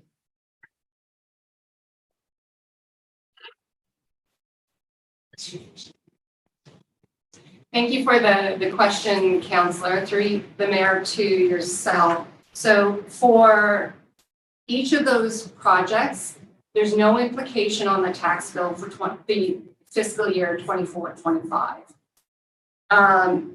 If you'll recall, the funding strategy for the Cogswell project that was last brought to council is that because the timing of the land sales related to the Cogswell district are in the future, once the construction project is done.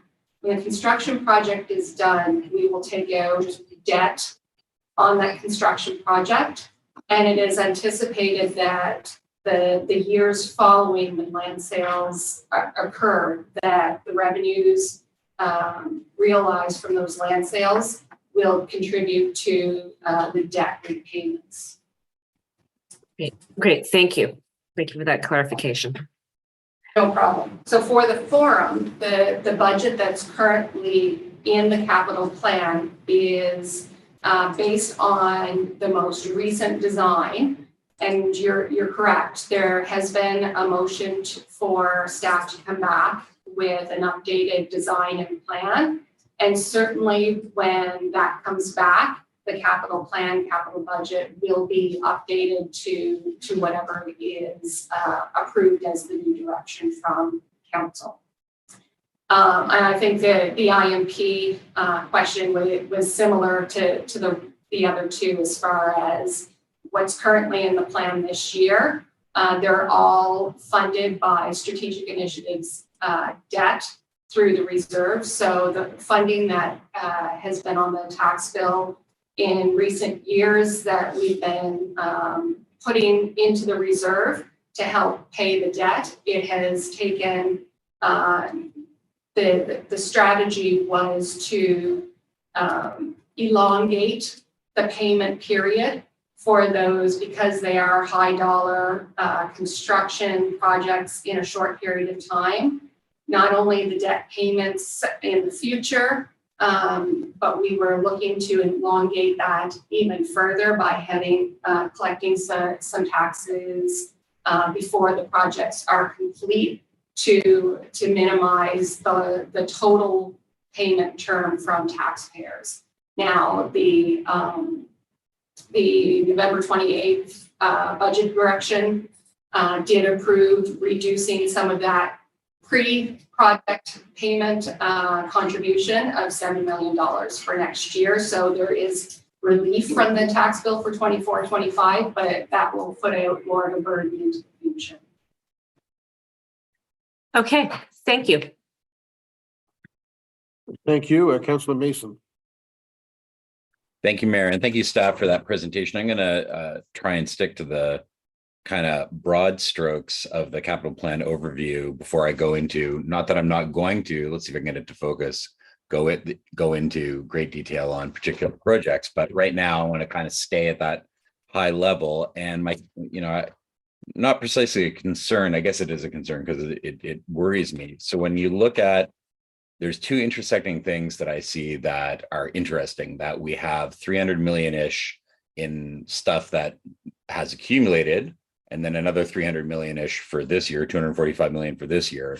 And we've had difficulty in ramping up to deliver. You talked about that, and I thank you for that clarity. And I think it is getting better.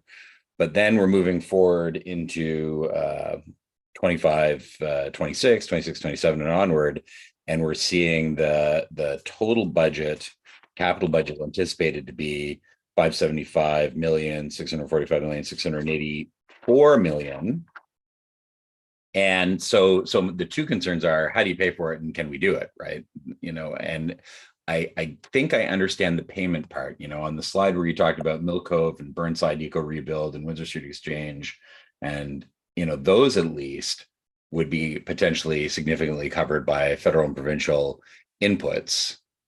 It makes it hard to budget right now when I know there's a whole bunch of stuff going back to PDIF2, ICIP, Build Canada that is theoretically approved, and the only reason it's not public yet is because we haven't had the press conference with the ministers at the provincial and federal level. Like, it's really hard for us right now to budget with confidence when we don't actually have the public announcement and the signed agreement that we can look at. So I guess my questions on that, and I'll do all my questions, then I'll throw it over to you so that I don't keep going back and forth on this. My question is, as much as I've been here for 12 years and I think I have a pretty deep understanding of where we're going, it's still hard for me to connect the dots between we're going to have this significant increase. Where is the money coming from? I think that pie chart that you showed us, second last slide, started to show that, but it went by really quickly. And frankly, I don't fully understand the tax implications that are potentially there, because that's a huge increase for us to be able to fund those things. As Councillor Cuttle said, the IMP, land acquisition and Halifax Forum, some of that might get some federal and provincial money. IMP hopefully will.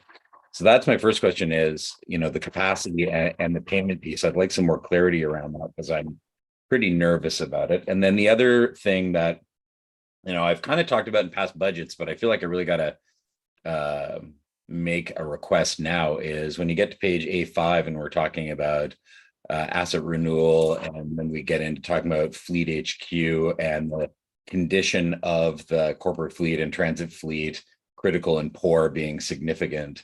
And that's on page A9. I've been here long enough that we bought Fleet HQ and we really drove an enterprise asset management in my first term. And Tim's going to laugh at this, but I think we all thought that at some point staff would come in with a report that said, okay, we pressed the button and printed off the report and here's how bad it is, right? We've never seen the numbers. I don't know, we need a policy-driven plan around fleet. We need a policy-driven plan around enterprise asset management. And we haven't seen the numbers to see how bad it is. So we can start making decisions about what can we really afford and how much do we have to really dig deep to have a reasonable multi-year replacement plan or maintenance plan to get our assets back up to that level that we strive for. We don't have, as near as I can tell, a level of service standard like we just approved at council yesterday for sidewalks and roads when it comes to buildings and fleet. And to put it in plain English terms to my council colleagues, God, it was Bruce Swaniga was still here when we went and had the tour of the old Macintosh depot, and really that was for us to learn a lot about public works and blah blah blah. But really, it was to show us, look at all my snowplows that are 40 years old, right? And we haven't. There's a bit of that today, but so I'm wondering, when are we going to actually see that data? Because I think council needs to establish some priorities and needs to actually be really well versed in what I think, based on those poor and critical, how far in the hole we are. Those are my two questions to start. Thank you, Councillor, for those great questions.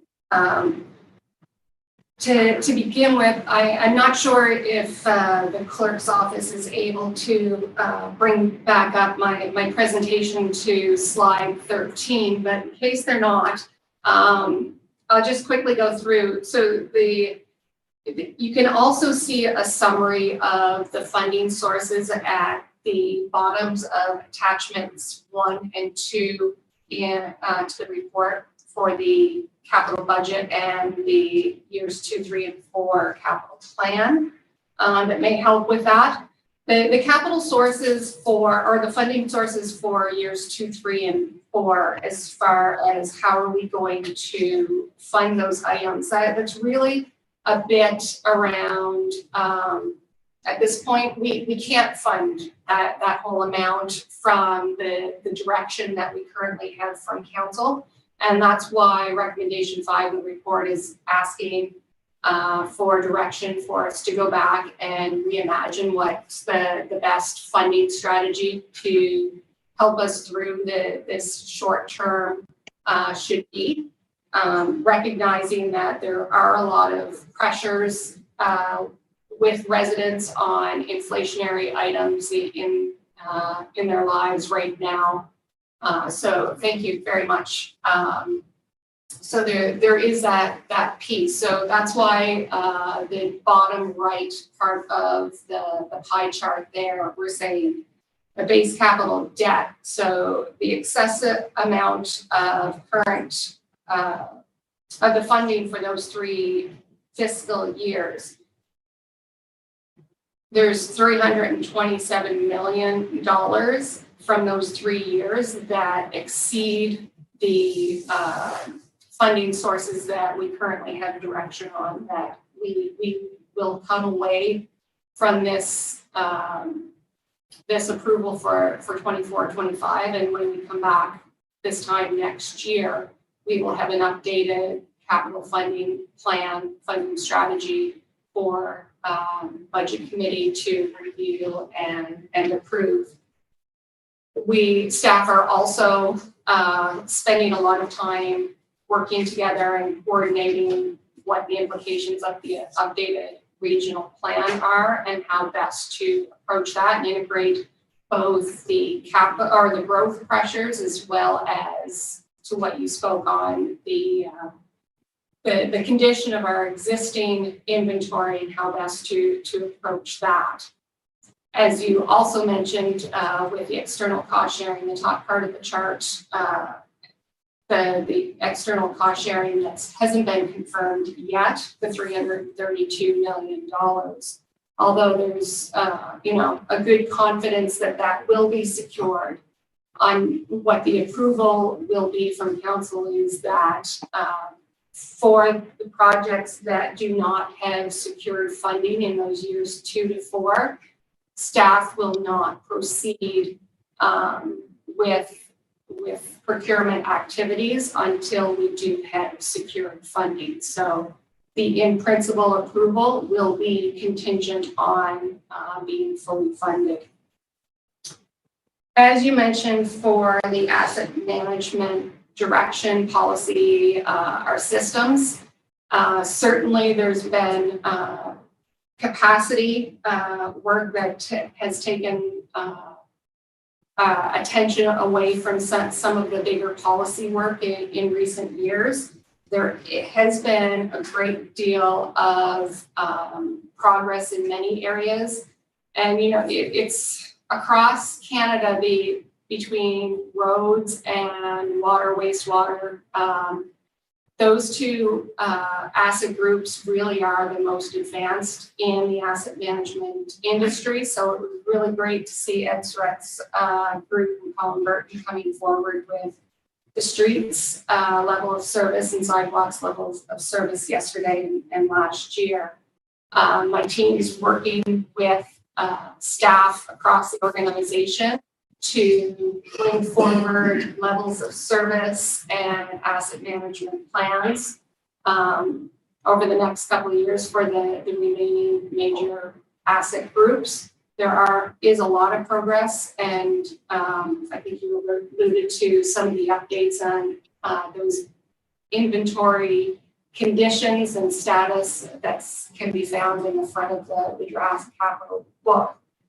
We do have a corporate asset management policy that's been drafted, peer reviewed. It's going in the final stages of review right now.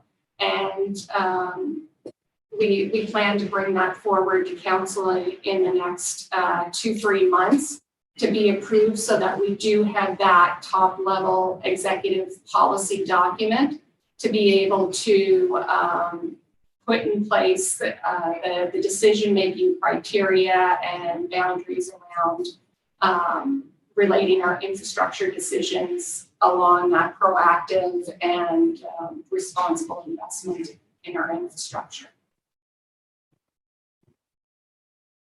Thank you very much.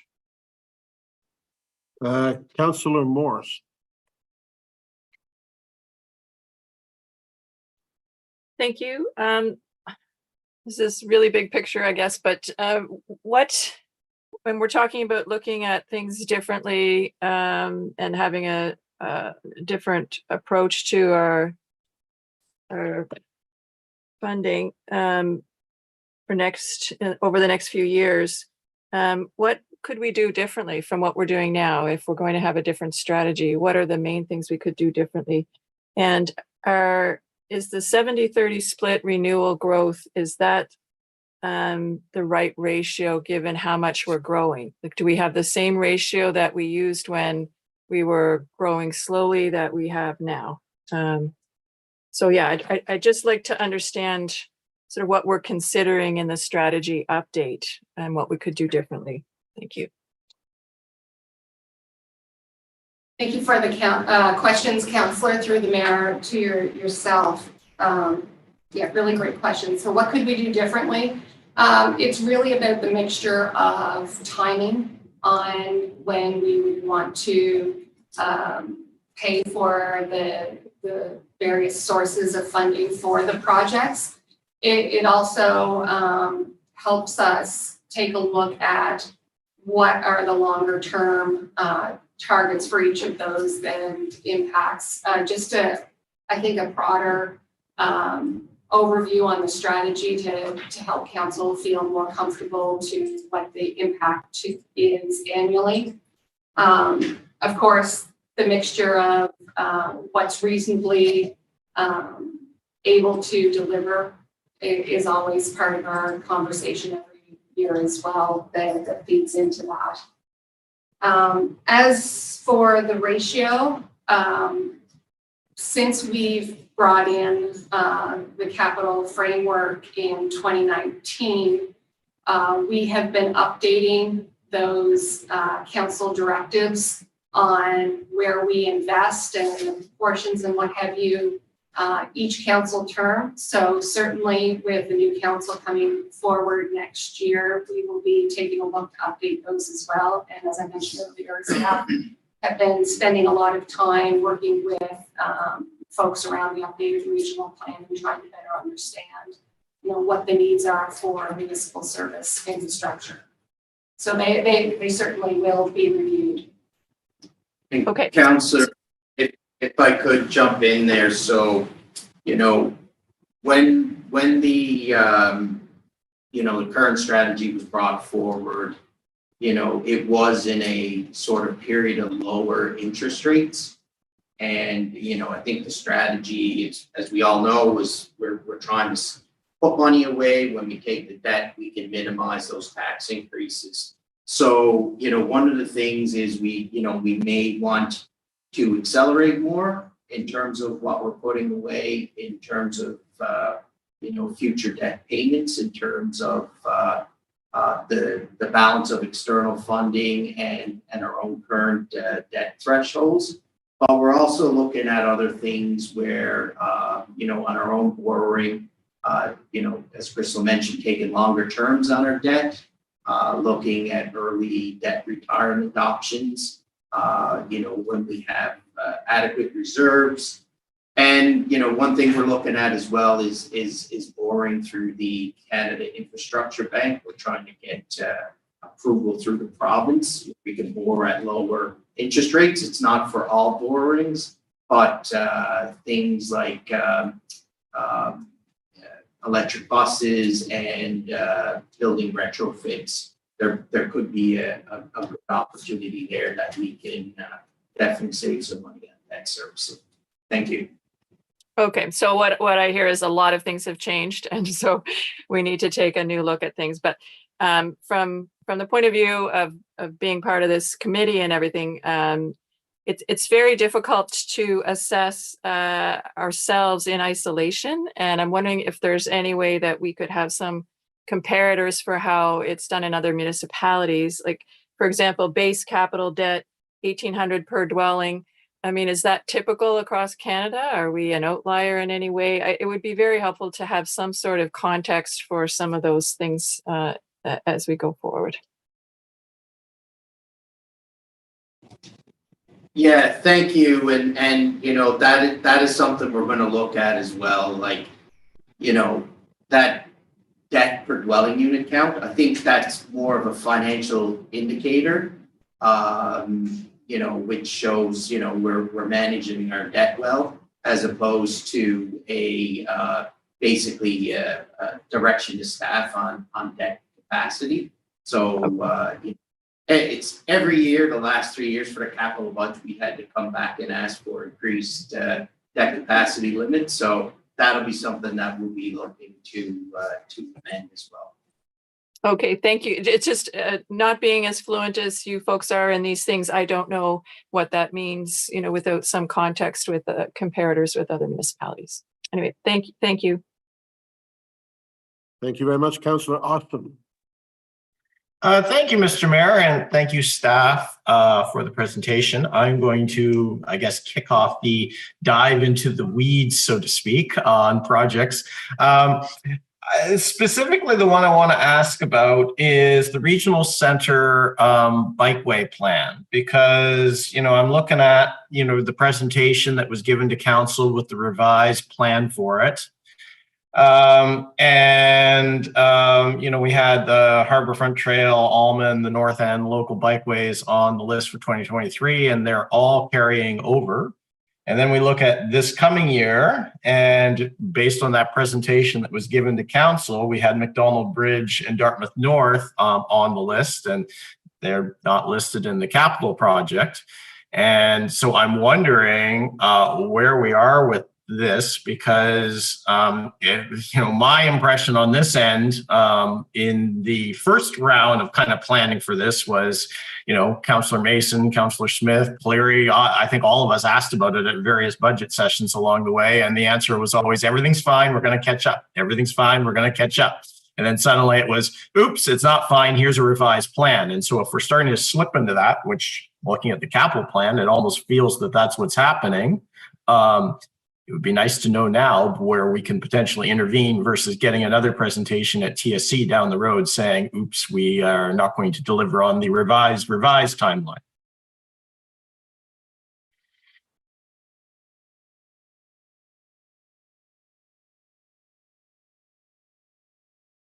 Oh, there we go. I think I'm up and running. Brad English, Executive Director, Public Works. All fair commentary. Thanks very much, Councillor. So fact remains, we did do the reboot as requested by, as led by Councillor Mason, and we stand by the 2020 delivery. If you look at your capital plan, you'll see that. You'll see the significant ramp up in the last 3 years of the program. To bolster that, when I present my operating budget, you'll see an increase to the staffing levels to basically put as much of a guarantee as we can on that. Just quickly speaking to some of the elements, the major elements you talked about, Dartmouth Harborfront, ready to go. Ready to go. We need the real estate, right? But that can break at any time, and we are ready to go. The bridge flyover, as we've talked about, we did the value engineering. We think we have very good results there for council. That is reflected in our budget. However, as far as moving forward this year, given the Cogswell major construction this year, and to not frustrate commuters over the top, we have pushed that project to the right. To make sure that the construction does not impact as heavily as it would otherwise. So that's speaking to two of them, but otherwise, it's resources and everything's lining up. The program is listed for this year as to what we're doing. And anything further you want me to address there? Yes, the Harbor Trail is one I know well. Our particular challenges there with CN, and I hear what you're saying about McDonald Bridge. When this was presented at TSC, Dartmouth North was part of the 2024 plan, and Dartmouth, when I look in the capital book here, I don't see Dartmouth North in the capital plan. So that feels like one that's our streets are kind of challenges in-house to deal with, and yet it's not here on the plan. And so then if that's going to spill into an out year, this is how we got to then having to do a recast thing, as all these projects bit by bit falling behind. And so, what's going on with Dartmouth North?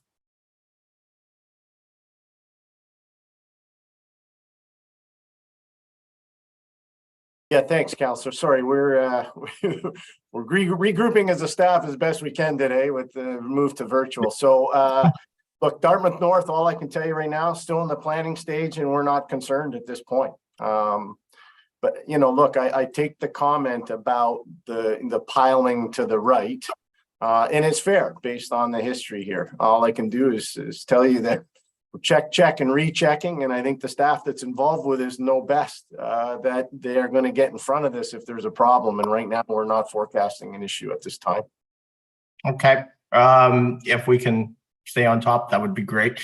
One other question. Mayor Savage, that is 5 minutes on the speaker. I'll come back.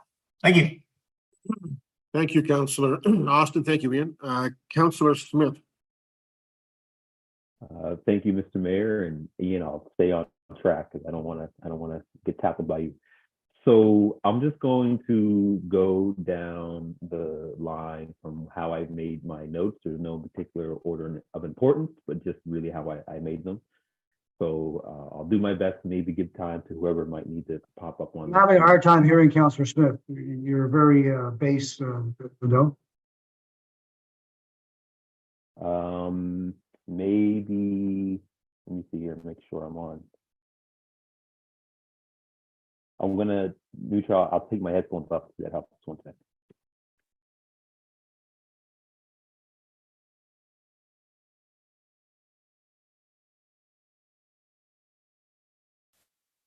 Does that help any, Tony? Yeah, that's much better. And then maybe you can get Councillor Hensby to help you with your IT stuff and your sound issues. All right, I'll start over. So I'm just gonna go down the line here from how I made notes, not order of importance at all. So the first note I have is just wondering on capital project for the George Dixon Center. So we have 2728, 3 million. So I'm assuming that is for us to potentially start looking at design and engagement. And I'm wondering if we're waiting until then, is there any possibility of starting engagement on that project sooner than 27?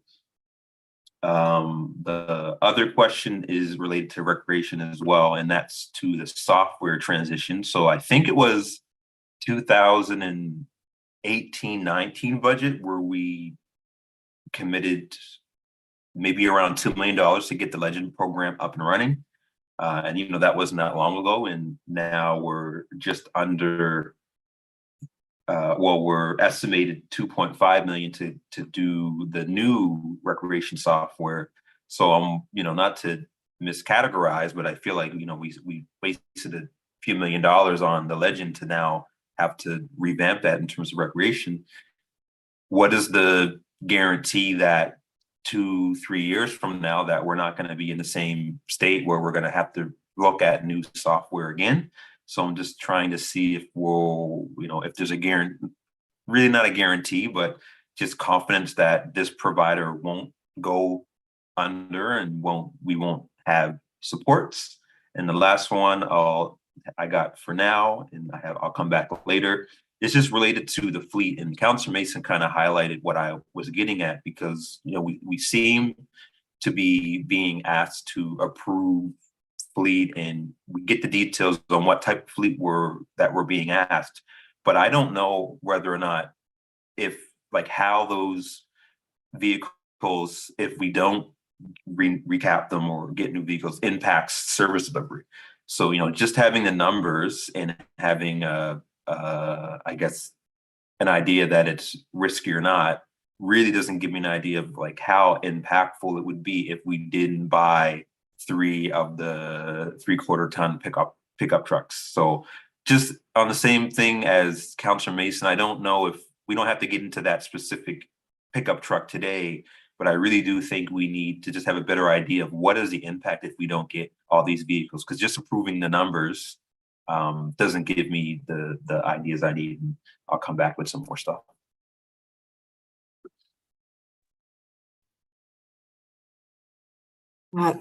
Through the chair, maybe I'll start out. Maggie McDonald, Executive Director for Parks and Recreation, through the chair to the councillor.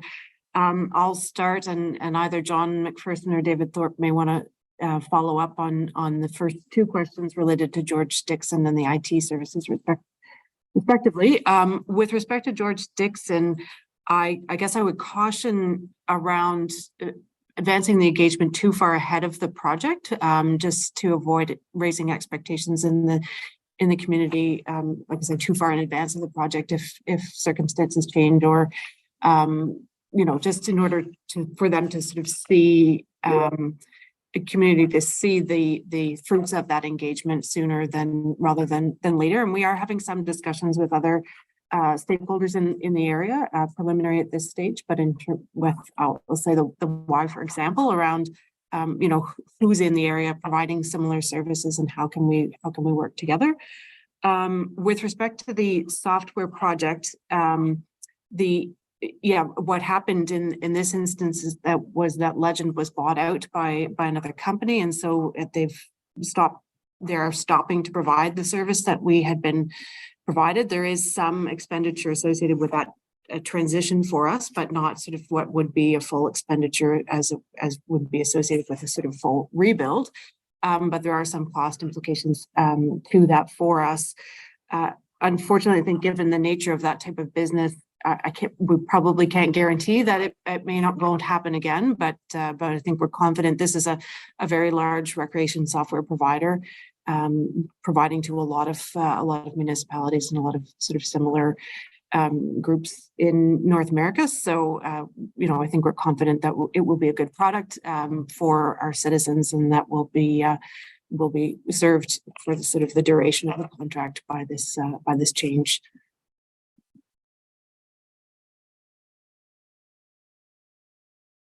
Okay. And just really quickly on that, can we build in the contract that if something happens within like a year or two that we can recoup some of our costs, or is that something that's just not done in this type of scenario when it comes to software? I would defer to our solicitor on any, I guess we wouldn't get into the specifics of sort of the details of the contract, but typically, there's an expectation that they're meant to provide us, for example, with like for like service. So the service that we were receiving is what the vendor is meant to be providing with us going forward. So that is sort of a contractual piece. I think given the magnitude of the change there, like I say, there are costs associated for us, but I think we anticipate going forward that what we'll receive is what we were sort of contracted to with the initial provider. Okay, thank you. Thank you, Mr. Mayor. Thank you. Thanks very much. Councillor Kent. Thank you, Mr. Mayor. Thank you, everyone, actually, who is asking such great questions and has done a lot of heavy lifting on this. This is not an easy time for anyone, and I know the residents in the area certainly are watching intently and hoping that we consider each of the districts and each of the global municipal services. So a couple of things that I'm going to talk about are a little more in the weeds. Some are a little larger, mostly updates. So it's really, as a Chair of the Board of Police Commission, I certainly am really pleased to see that there will be investment in a fleet replacement and as well fleet increasing. We have expansion. We have had that need for a while, and I know this is going to be good news to our members, and it's good news for the public as well. So glad to see that. There's a number of pieces in all of that the detail is there, and I'll continue to have conversations with the chief, etc. The one thing that still continues to stand out for me as well is and particularly around the last item on the motion, direct the chief administrative order to update a long-term capital funding strategy as part, etc., etc. The police headquarters. It continues, in my opinion, to get pushed out. I know we've got, since last year, we had a sense that there's a report that needs to be updated.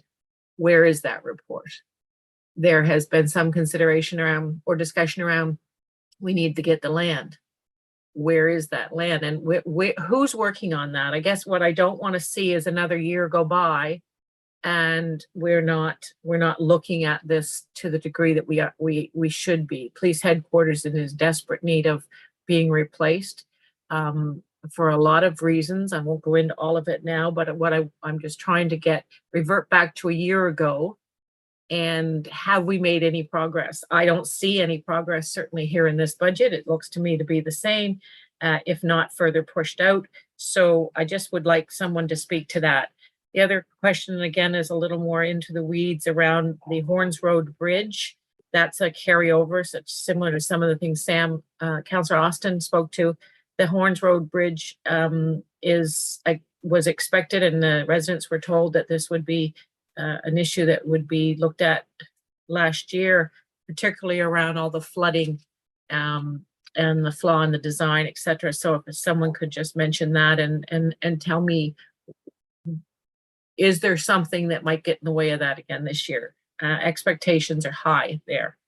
Lastly, I would like to have a sense of an update, because I don't see it here and maybe I'm missing it, which is around our approach to traffic and speeding and such, that it's consistently and has been the entire term for me this time. And I know other councillors that erratic behavior in driving and speeding and distractions and stuff. Obviously there was talk, of course, around expansion or implementation of red light cameras or photo radar. I can't remember specifically which one, or maybe it's both. Wondering if I can have a sense, or maybe even point to it in this budget book. This is a big one, and maybe I've missed it. But if someone could comment on some of that for me, please. Thank you.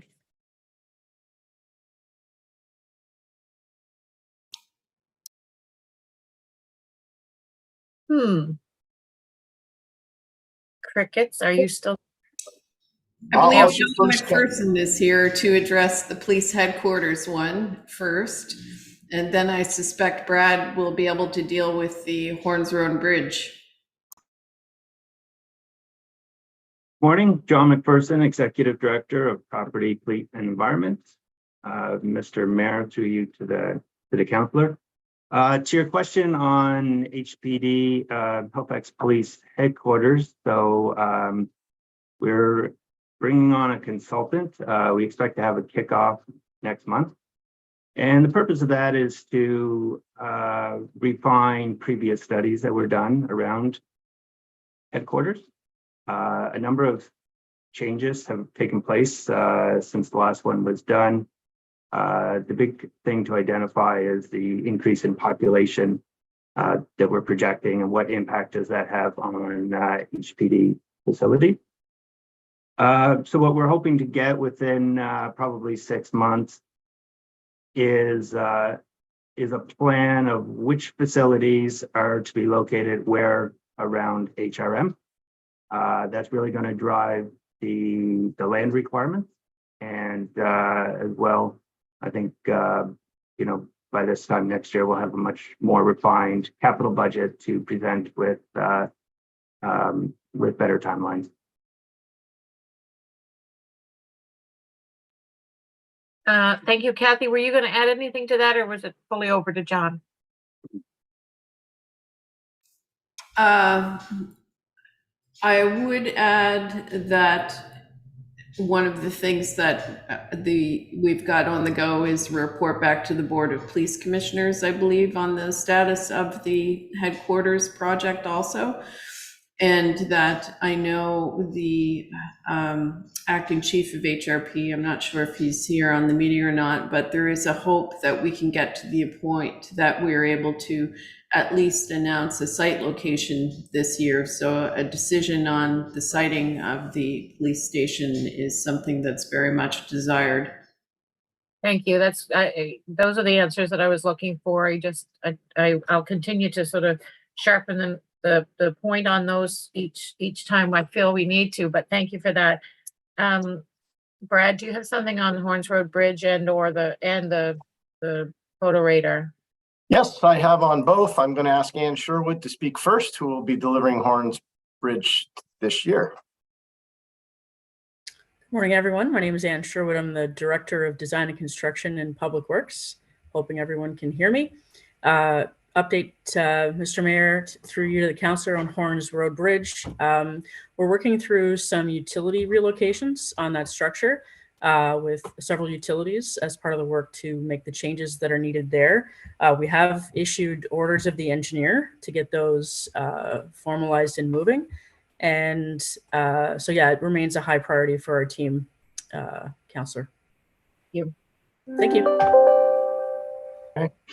In terms of automated speed enforcement or red light cameras, as you may recall, we did a feasibility study back in 21, 22. Very high return on investment and recommended to go forward. However, there is no legislation, enabling legislation from the province. Council then authorized us to undertake a red tape reduction initiative to try and get pilot legislation in place. We started to meet with the province. That was basically put on hiatus by the province while they dealt with all of the various emergencies and whatnot. And so where we are is we're getting back to the table the end of this month. I really have no read on whether the legislation will be coming forward or any of the other enabling elements. I obviously remain very hopeful. It's needed. We need a lot of help with our arterials and our major collectors. And that's really the right answer. That said, the city stands by. We've done the study. We can stand up a project office as soon as we've got the ability. We'll come seek the direction from council, but that's why you're not seeing it in the budget. There's nothing to plan for yet, as we just don't have the ability to do it. So we wouldn't want to tie up tax dollars for something that might not happen. Thank you. Thank you very much. It's good for me for now.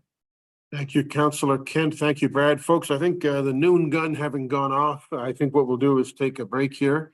We have a couple of people who haven't spoke, and there are some that want to go a second time, and there may be more. So we're not going to finish before we break. So why don't we take a break? Are we okay for that for an hour? Come back at 1 o'clock. We'll keep the speakers list as it is. Ian, I'll leave it to you. Everybody go on mute and stop their video, I guess is the best thing, Ian. We will be muting all cameras and microphones and putting up a holding screen for the remainder of the break. At 1 o'clock, we'll be taking it down, and I'll come on to let us know we're ready to go.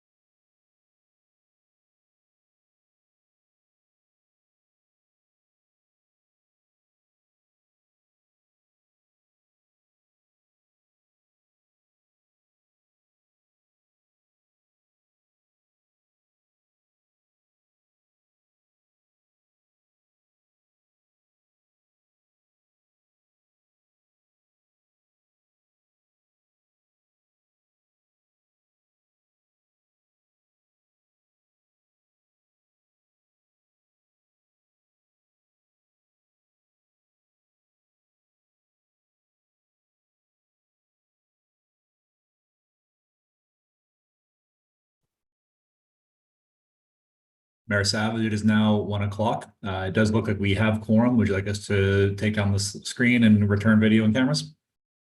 Sure thing, Ian. Thank you. You are live, so I think we should be good to go.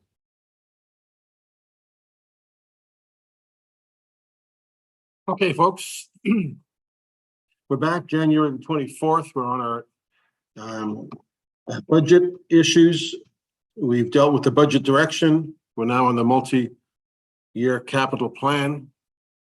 What I have on my list at this point for speakers for the first time was Councillors Hensby and Purdy, and then Mason, Austin, Smith, and Morse for a second time.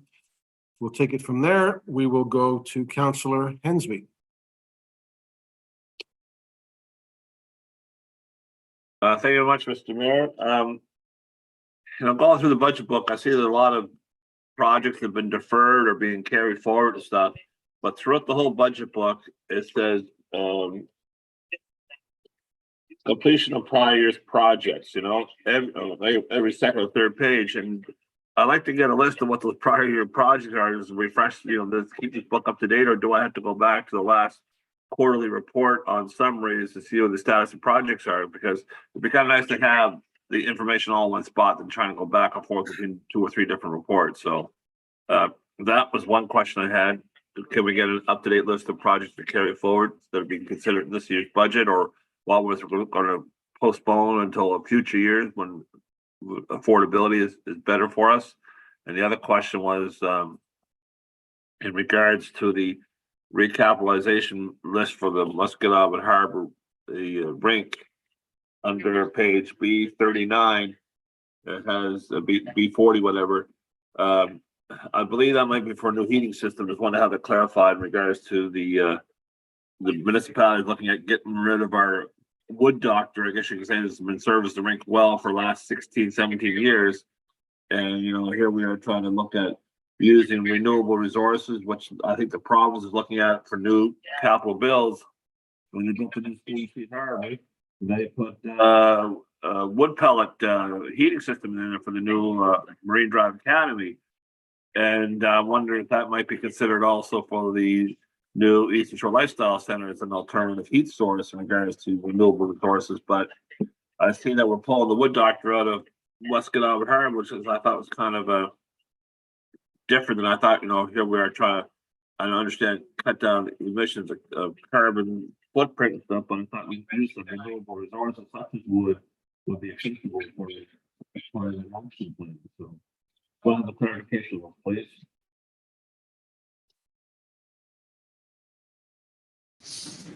David, some of us are having a bit of trouble hearing you at the end there.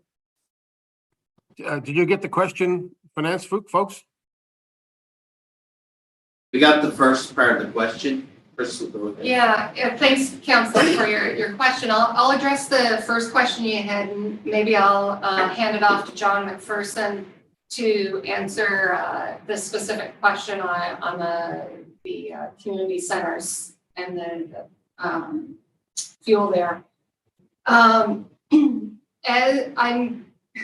I would say the reference in the project work plans where they give a reference to completion of previous year's project, those details, it could have been a space issue within those worksheets that staff ran out of space to fit within the requirements. So I would say your best opportunity would be to reach out to the specific business unit executive director or project manager to ask them for the details of what the details are to carry over.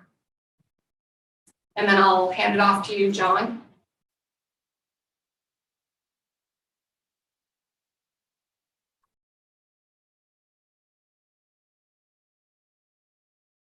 Good afternoon, Mr. Mayor, through you to the councillor. I was wondering if you could repeat your question. I was trying to find the reference in the budget book.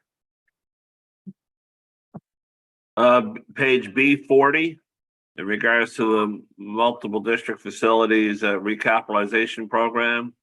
I believe you have a new heating system going into the rink at Muscat Albert Harbor. You know, we had a wood doctor there served the arena very well for the last 16, 17 years. And I thought that burning of wood, a use of a renewable resource would be acceptable for our Halifax climate plan.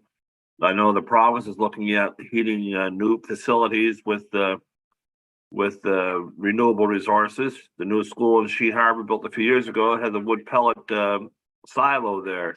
I was kind of wondering if our Eastern Shore Lifestyle Center may be looking at the same type of heating alternative system. And I was kind of curious of, you know, if we're doing that elsewhere, why are we pulling the wood doctor out of Muscat Albert Harbor and replacing it with a propane burner? Okay, understood. Actually, I do not have that level of detail on the work plan. So that's something that we will need to take away and certainly review with our environment and climate change staff on merits of wood burning heating systems. And another point, Mr. Mayor, if I want to add to be on the radar is that the new combined junior high school announcement yesterday said they're not going to have the new school ready till 2025 instead of the fall of 2024. This upcoming next fiscal academic year, I guess you could say. This leaves the Eastern Shore District High School and the Gatesbrook Junior High School in future limbo in regards to future uses. I anticipate the province may be using the Gatesbrook Junior High School as a temporary French school as they're doing their assessment of should the new French school be built on the present site in Porter's Lake or not. But the Eastern Shore District High School, which is listed under us as the municipality as a property owner of the facility, if that has been declared surplus by the school board, I want to know in regards to what is our plan in regards to assuming ownership, and because there's a lot of community interest of having that become a community hub. You know, I'd love to see relocate our library and fitness center into the school and then convert our existing site, perhaps be a new venue for the Eastern Shore Family Resource Center, which is desperately looking for space. But the biggest problem is that we'll be having a couple significant facilities and how they're going to be looked at for possibly repurposing, recapitalization, and so I'd like to know how we move that project ahead in regards to at least having some consultation with community and getting the study started.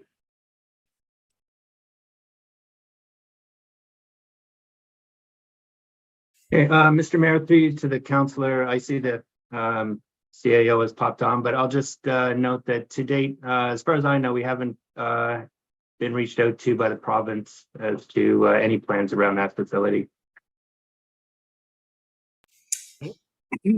I just wanted to add that one of the first steps we would need to take is to get some actual information in terms of the most up-to-date facility condition assessment for that facility. And I think I did action that to staff already for someone to make the request to the province.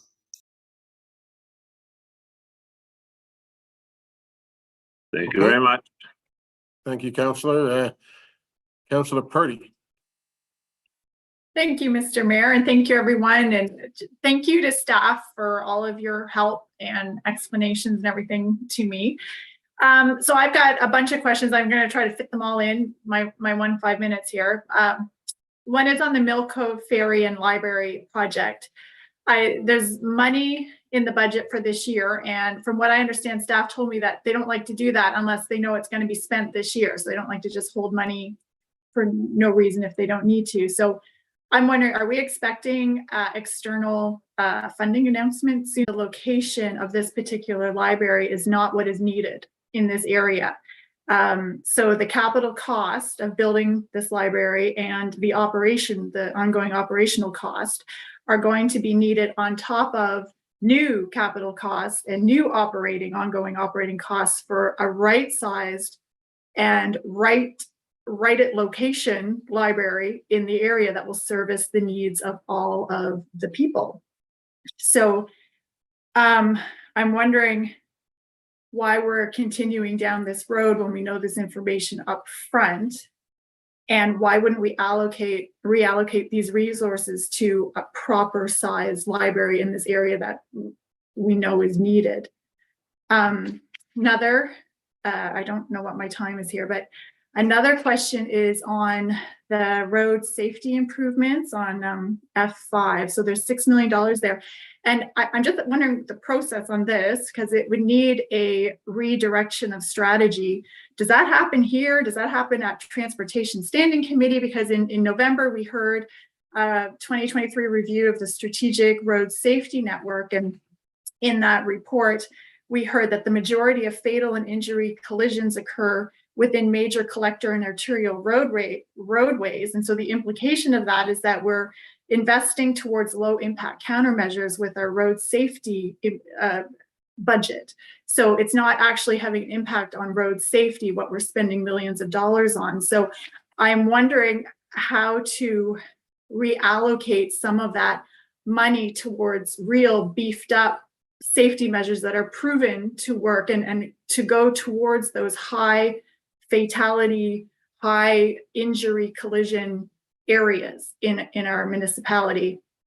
Next one, corporate accommodations. This is B17. So renovating our corporate office space. It's 4.3 million and change in the budget for this year. The average annual spending over the last 3 years is 1.8 million. So I'm just wondering, in a budget like this one, that's high pressure in an affordability crisis that, our residents are going through, a lot of them, why we would put $4.3 million towards renovating office space, and what are the implications of the flex work plan? I'm not sure what it's called. Great program to allow employees to work from home a couple days a week and go into the office. So I'm just wondering cost for benefit right now for this, and what would be the implications of this being cut from the budget? And the fourth, Councillor, I'm sure we're at 5 or beyond. So okay, I was waiting for Ian to pop up. Yeah, I'm gonna welcome you to come back again if you wish. But there's a number of questions there. Let's see if staff made a list and maybe can answer some of those. Sure, I can take the first two, Mr. Mayor. It's Dave Riggy, the Executive Director for Halifax Transit, through you to the committee. With respect to Mill Cove, we are quite confident, optimistic we will have a decision very soon from the federal government. That is their funding process, and we are working under the assumption that we will be successful. We've had a lot of good conversations with the federal government and our provincial partners throughout the application process. So there is funding in there, because we are feeling very good that we will have a positive announcement. But of course, until we receive final word from the federal government, we have to wait for that, basically. So that's that. In terms of the second question around demand, yeah, we did a very substantial market demand analysis as part of the phase 1 of the Mill Cove project, and that did include surveys as well as a host of other means to ensure that the demand will be there. The third question with the library, I'd have to defer. I'm not sure if Os is here or if John would take that, but that's we're kind of the host for the library, I guess, in that case. I can speak to the library question. I'm Megan Gaynor, the Director of Facilities for Halifax Public Libraries. Thank you for the question through the mayor to the councillor. So we are happy with the Mill Cove Library location. We think it will really improve library services to the Bedford area. That being said, population growth throughout the whole municipality, especially in Bedford, has flagged this for us, that we may need to look at additional space, likely in another leased facility, in another location to add to the new library at Mill Cove. So we're happy with Mill Cove, but due to these other constraints, we are looking into assessing what we need in addition to Mill Cove. Thank you. Thank you. Who else has answers for some of those questions from Councillor Purdy? Thanks, Mr. Mayor. I'll go next, speaking to the traffic calming budget. So quickly, 3, as Councillor Purdy referred to F5, that is the road safety improvement account. Within that account, there's $3 million assigned to traffic calming, and that is consistent with past recent practice. We've had no direction from council to increase or decrease that budget, therefore it remained the same coming forward into this year. As she points out, the vertical deflections, it's always been reported by staff that they are not in high impact areas for fatal and injury collisions, and certainly we understand that council always was aware of that. And they've given us very clear direction on the administrative order, and we are to move forward with traffic calming on all local streets. That said, we are bringing forward a new road safety strategy. We're at the end of the first 5-year strategy. Lucas and his team is bringing forward a strategy probably around the April timeframe. That would be the time. I think you'll find Lucas is going to bring forward, Lucas team will bring forward ideas on potentially redirecting those funds or adding more funds to get to the high impact areas, namely intersections. And as far as impact to this year, there is $3 million assigned. This account is what's known as the standalone account. So there are two pots of money really that we do it through integrated work. So when we go in and do paving on a road, we do the vertical traffic calming, and that's again by order of the administrative order.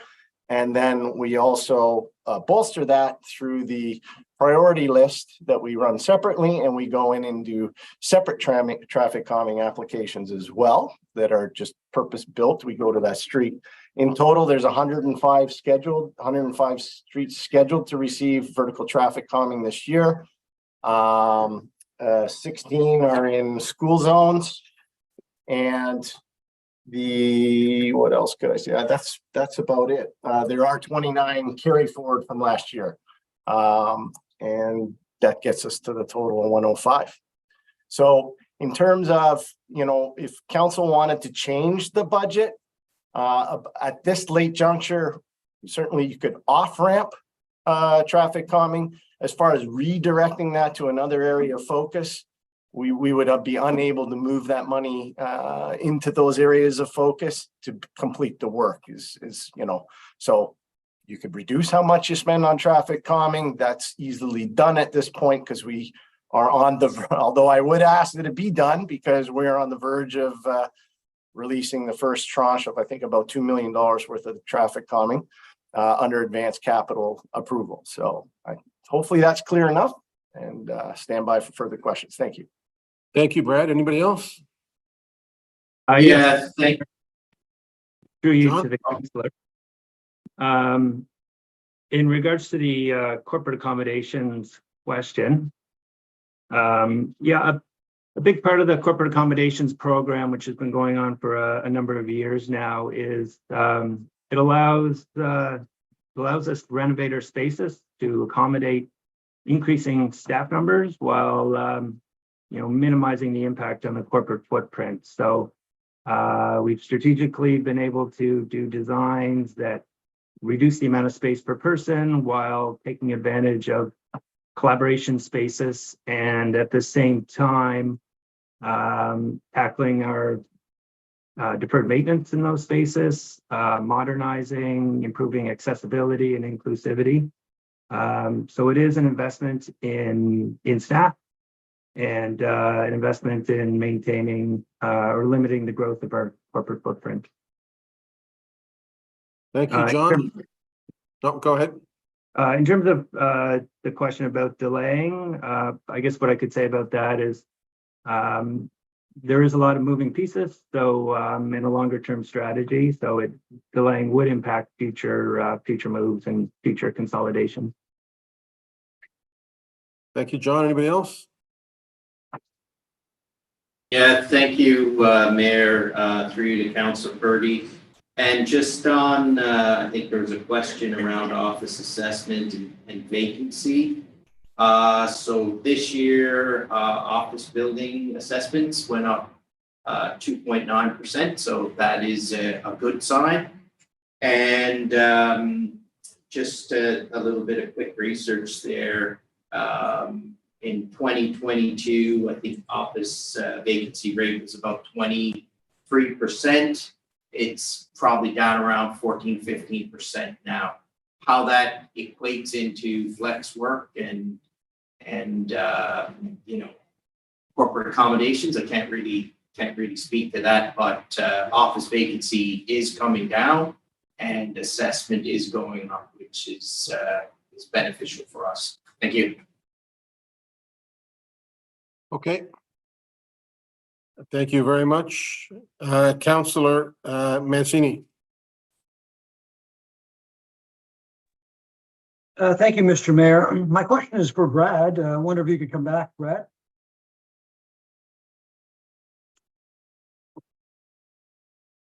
So my question is, I wanted us to jump on where Councillor Austin had brought up the Dartmouth North Bike Network. I'm just trying to understand when it comes to funding that's available. We had funding that was available from the federal government. And I understand the cost of doing bike lanes and bike infrastructure has gone up dramatically.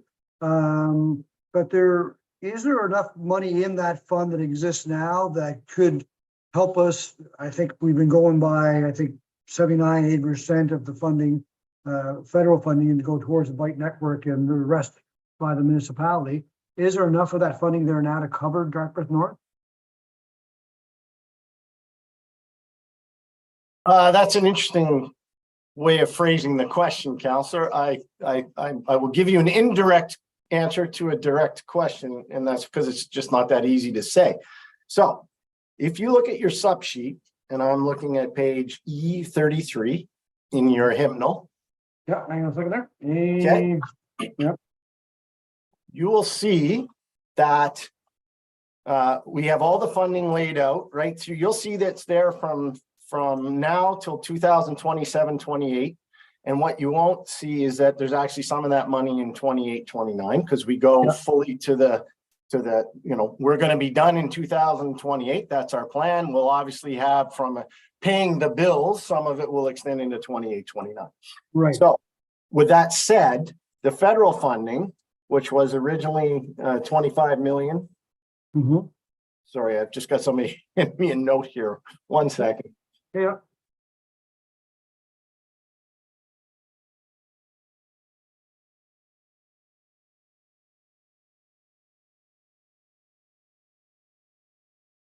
Sorry, no, it's a good intervention. Just make sure I'm giving you all the right answers. Yeah, no, that's fine. So we've got about, of the 25 million, we've got about 12 million remaining. Okay. Some of that's in the carry forward, and some of it is showing in your budget books as 24-25 at 2.6 million. Yeah. And in 25-26 as 5.3. At that point, we've moved through all of the external funding. Okay. Basically, to finish the AAA bike network, HRM's portion of the funding is another 45 million. Okay, to finish the bike network. So the indirect answer to your question is all the money is in the sub sheets to finish the AAA bike network, unless, things go further, beyond what we plan. We think we've got the inflation nailed. We've been through that part, right? And we're trying to bolster our numbers to accommodate for all that. So the total program is in your sub sheets. It is in the budget, but the point being here is HRM is carrying more costs than they originally thought because the federal funding didn't go as far. Right. That said, we've had discussions internally, and I know we have full support of the CAO.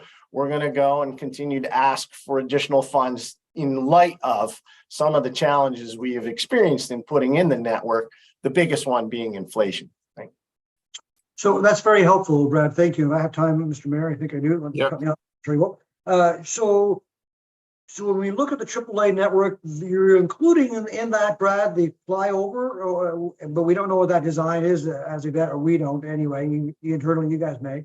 So are you including that as part of the AAA network, or is that separate? Nope. Great questions. Flyover is there, but it's at our, I'll call our value engineered estimate, not at our original flyover design. So we've already assumed in, if you will, I'll call an at-grade solution.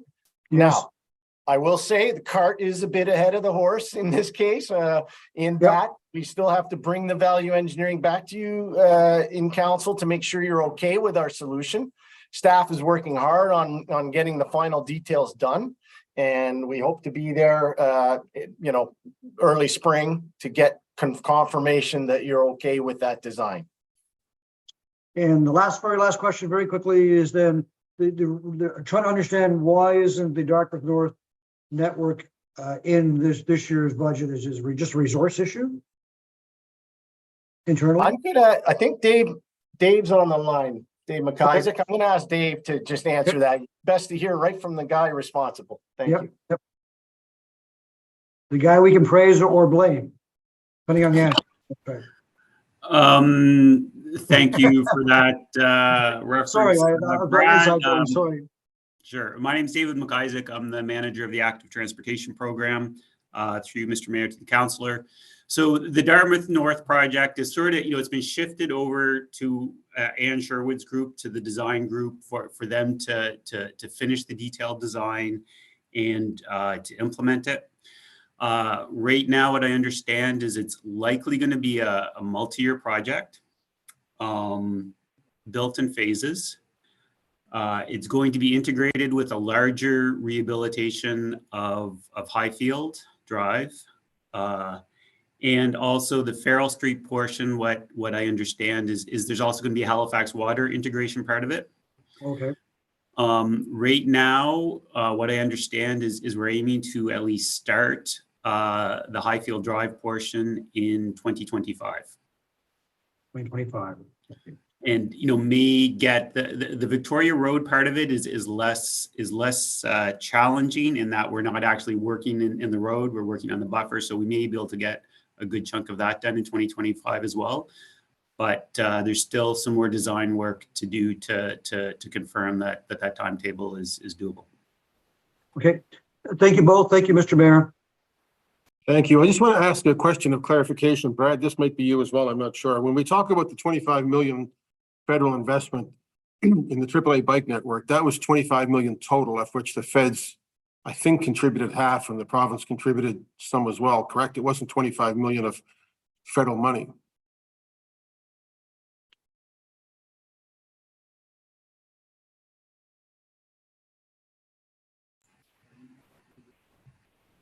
Maybe Dave's coming in on this one. Sure, through you, Mr. Mayor, to you.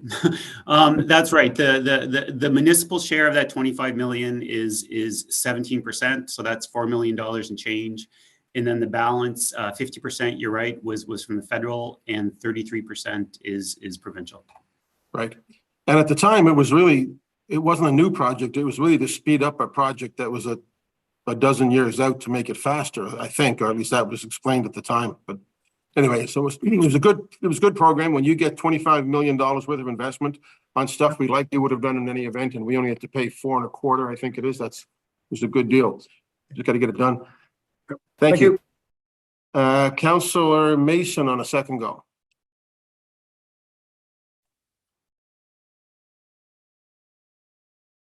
Too many windows. Thank you, Mr. Mayor. Sticking with AAA for a minute, and then I want to go into some stuff around transit and transit build. When I look at the budget book from last year, which took a bit of doing, I'd asked staff to put a link to the capital book on the budget page because there's only one to the final presentation. So I had to search and search and search to find that. But when you look at the capital book and have a look at the AAA CR 2007, the budget for this year is supposed to be 17.8 million, 8 million the year after, and 10.6 the year after. It has shifted about 4.7 million to the right, and then the coming year is down because of the potential redesign of the flyover.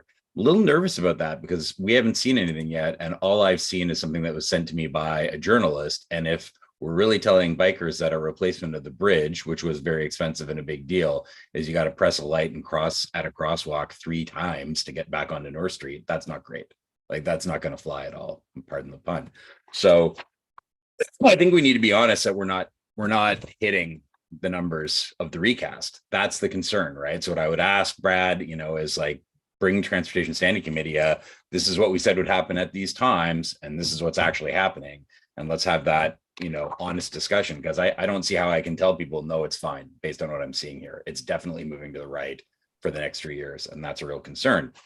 On buses and bus and ferry, first note is, I still think of them as the new ferries. So to read midlife ferry refit on the ferries was like, how is that possible after, like, ferries are supposed to go for 40 years. I guess they're probably not supposed to, you're supposed to replace them faster than that. When I look at Burnside on B8, I'm a little worried about how far out that is for a specific reason. I'm wondering what the capacity is for electric charging at Ragged Lake. When we've committed to the public and to the feds that we're going to only buy electric buses going forward, we have 2 challenges with that. Is, do we have enough space at Ragged Lake to stay on top of our renewal before we get to Burnside, which is farther out than I thought it was going to be? Is there further work that needs to be done at Ragged Lake? I think there is, to add more charging capacity. Is there an interim step we can do? And then sticking with expansion buses, G25 and G26 are both EV buses, but G27 talks about buying buses, and it doesn't identify them as electric vehicle. And I'm wondering if that's the beginning of us. We haven't had the conversation yet with the public that we don't know that we have an articulated bus electric solution that can go the distance. So I think we need to have that conversation. We need to be honest with the public if we can't deliver that. I'm wondering what G27 is. I'm concerned that the right terminal has been pushed out on B65. Sorry, Counselor, that's 30 seconds and 3 minutes. 30 seconds and 3 minutes. All right, I can come back for 30, the last 30 seconds left of 3 minutes. My apologies. Okay, very quickly. B63, transit faculty, and B22 both have pontoons in them. I'm wondering why. All right, over to you guys.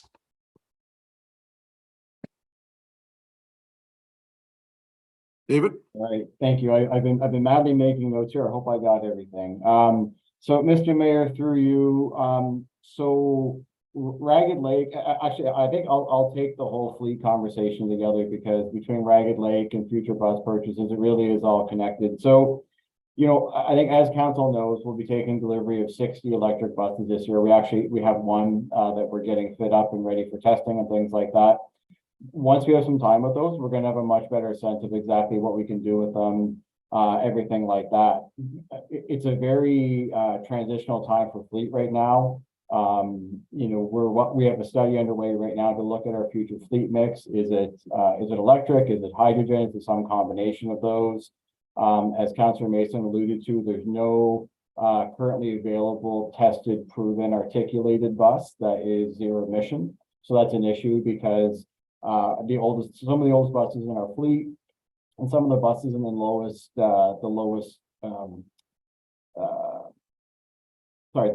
physical state are actually those articulated buses. So that is a challenge. I have tasked our fleet director with coming back with basically with all these new things we're learning, like, what is the realistic fleet plan? So that is going to be a conversation going forward, as well as we can bring in, there are cities that are ahead of us in the implementation of eBus. So what have their experiences been? Is it a 1-for-1 replacement of a diesel bus with an e-bus? All these sorts of things. And like I say, it is very dynamic right now and very rapidly moving. So that's kind of where we're at on that. And even in terms of expansion buses, I mean, we are going to do the next Moving Forward Together plan, or whatever we call it, in the next budget cycle, starting that. So that'll really have an impact as well on what the actual bus expansion numbers look like. Was there something in between that and pontoons, or I can go right to the pontoon? Right terminal, B65. Oh. I feel like that got pushed out. Yeah, I think that's one of those projects that unfortunately keeps getting pushed out just due to capacity within the capital budget. I fully agree. I mean, that's that's a facility that is needed. I mean, we have, probably a couple thousand people a day transferring through that facility. Well, it's not a facility, it's some stops on the side of the road in Burnside there. So I mean, that is certainly a challenge. I fully agree with that. On the pontoons, I might need to ask Phil and Patricia around here. I don't have the details on the pontoons. If perhaps one of them can provide some info there. Sure. Patricia Hughes, Director of Planning, Customer Engagement at Halifax Transit. They do appear in two accounts. The reason is there's one kind of annual account that's used for regular ongoing maintenance and repairs, and a bit of an asset renewal program that comes from that. But right now we're undertaking a bit of a more significant renewal that was a bigger price tag, I guess you would say. So that's why it kind of appears in two places. The regular account we use for pontoons typically is much lower value than the work that's currently required. The one state of good repair, one's, wow, if we're going to have Fionas all the time, we need to make changes. Sure. Yeah. Okay. I did read that part, so I just was wondering why it was in two places. I didn't see the state of good repair. That's good. I'll come back. Thank you, Mr. Mayor. Thank you. Councillor Austin.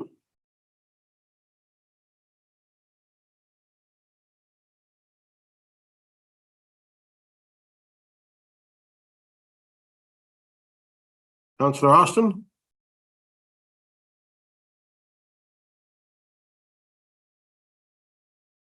Not sure if. There we go. Sorry, Zoom wasn't quite cooperating there. Thank you. Just one additional question on Halifax and electric buses.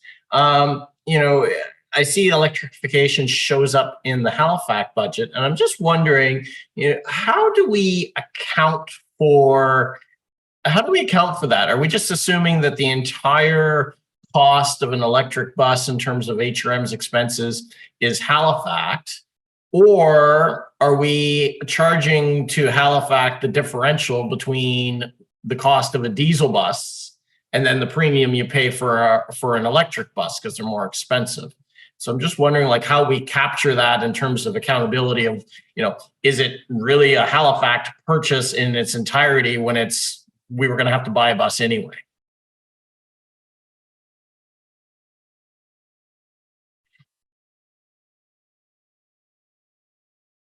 Who's taking that?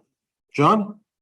Oh, sir, Mr. Mayor, through you to the councillor. I'm going to ask Shannon Miedema to come in on this one and see if she can help. Afternoon, Shannon Miedema, Director of Environment and Climate Change. I was waiting for finance to answer, but I do know the answer. So, Mr. Mayor, through to the councillor, the climate action tax, when it was created and launched, one piece of that is for the initial purchase of the 60 electric buses and the cost required to expand Ragged Lake to have the electric bus chargers.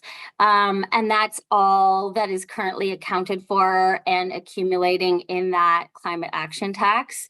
The accounts for Halifax, specifically in capital around electrification, are for our light duty fleet and for public and fleet charging infrastructure. So nothing more on, hydrogen buses or any electric buses outside of the 60 at this time. And if I said anything incorrectly, I know finance will jump on. Thank you. Can I just ask, so from the very beginning with Halifax, when we approved that tax, and forgive my memory on this, it was right from the get-go, the idea was that it would be the Ragged Lake and the first phase of electric buses, that they were built in from the very beginning.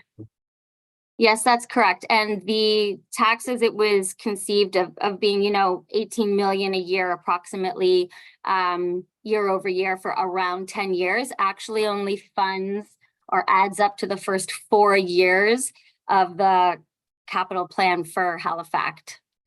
Okay. So there's still more, which is why I think Crystal and Jerry were talking about coming up with an updated finance strategy for strategic initiatives, including climate.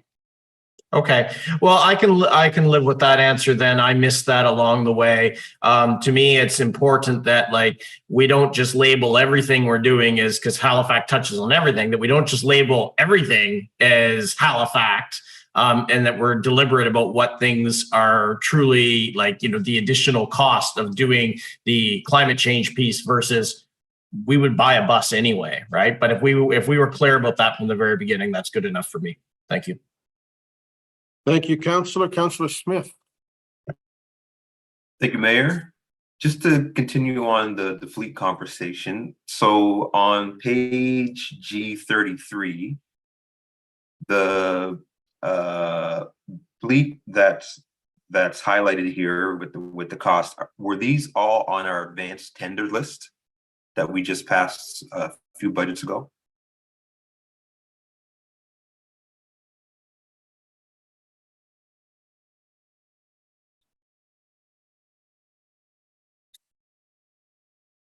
Mr. Mayor, to the councillor, I'll ask finance if they can comment on that account number.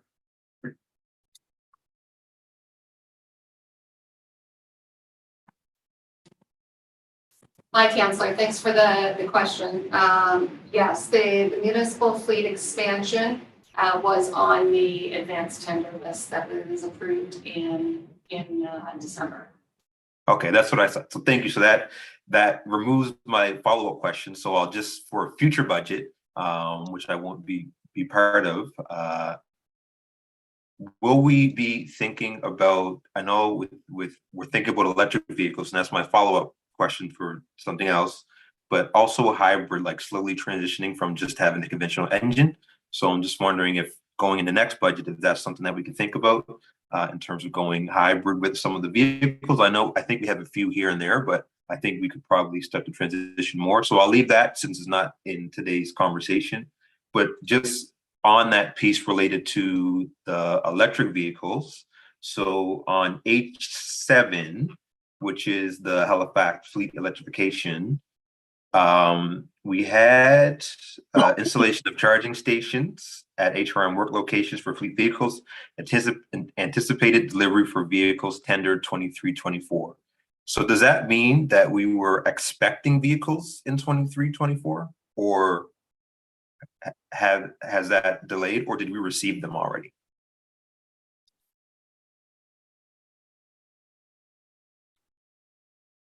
John. To the councillor, I believe what that's referring to is vehicles that were tendered, awarded in this current fiscal year and have not arrived yet. So it's anticipating receipt of those vehicles. So just for clarification for me, so anticipated delivery for vehicles tendered. So the vehicles that were tendered in 23-24 were expecting delivery in 24-25. Correct. Okay, got you. All right. And I believe that is my last question on the capital. Yep, that's it. Thank you, Mr. Mayor. Thank you, Councillor. Councillor Morse.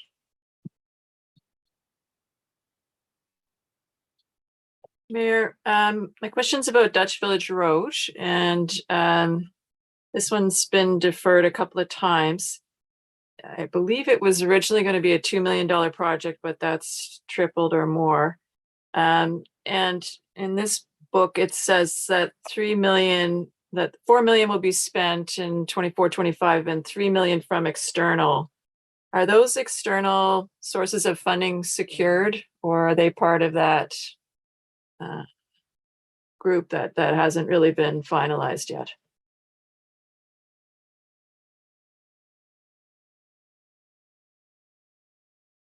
Okay, who wants that one?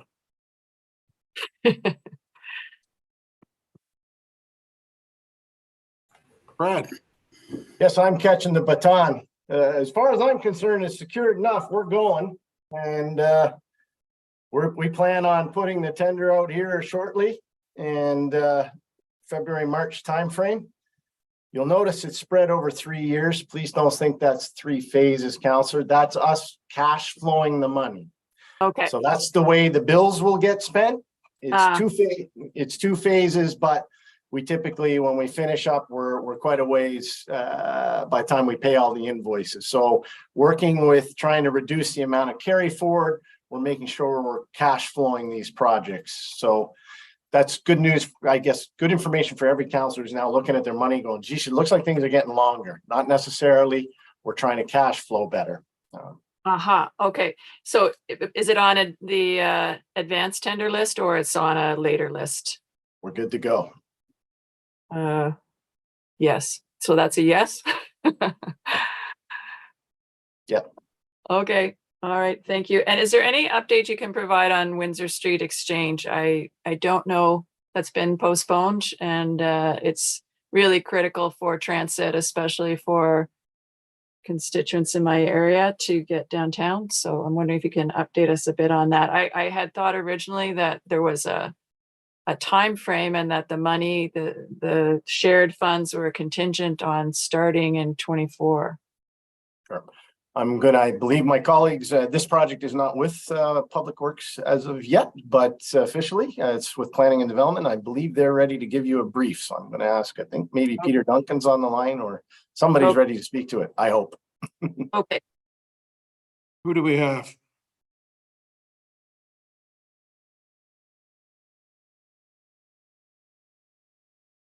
Do we have somebody on that? Mr. Mayor, it's Jacqueline Hamilton. Here I can say a few words and Peter Duncan can chime in on the details. So this one certainly remains a critical priority for our team. And I know there's been significant factors related to cost escalation that we are working through. And we are sorting through, working with our funding partners. This is a significant portion of this is actually funded by other levels of government and other partners. So we are working through our funding strategy for that. We've been through a value engineering exercise as well. And I know we will be having a more detailed update to council in short order, but if Peter Duncan is on the line, I'd ask him to provide any other details I'd missed on that one. Peter, are you there?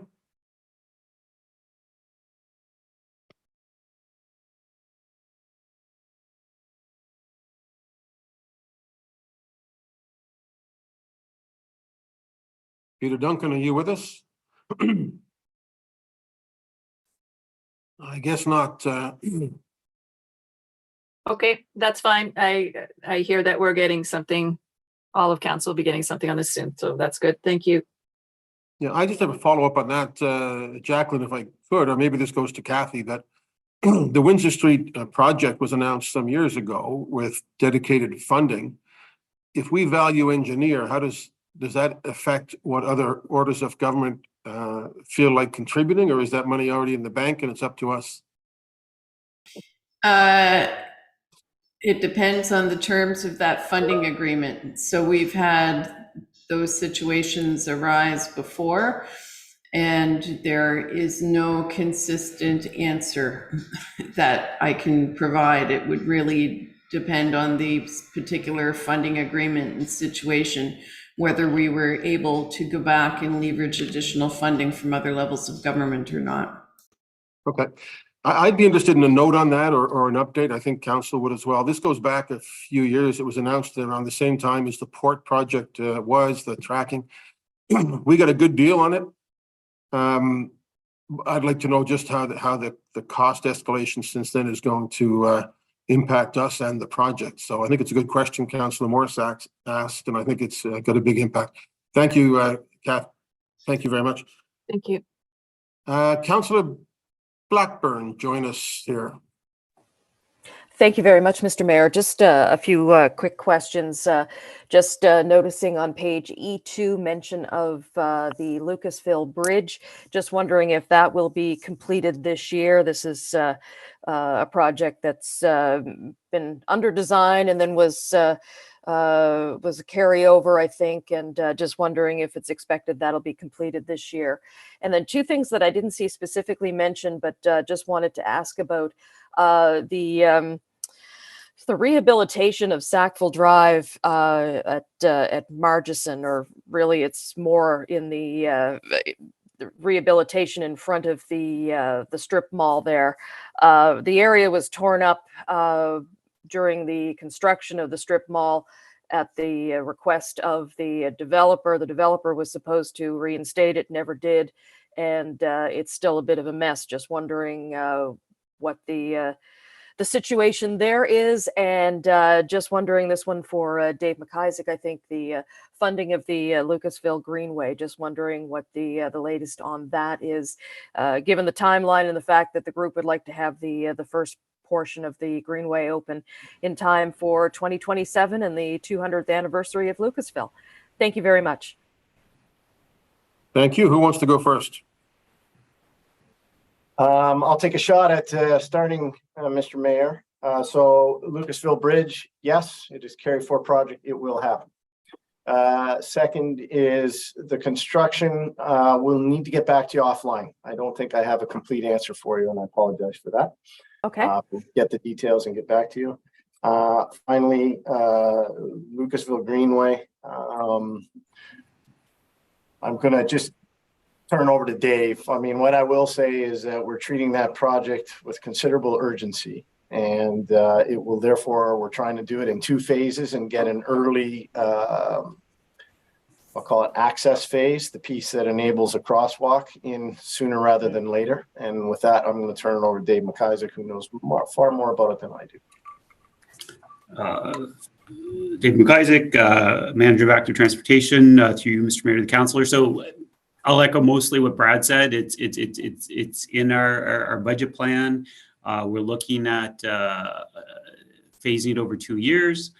It is still, and we have some cost shared funding kind of committed to it.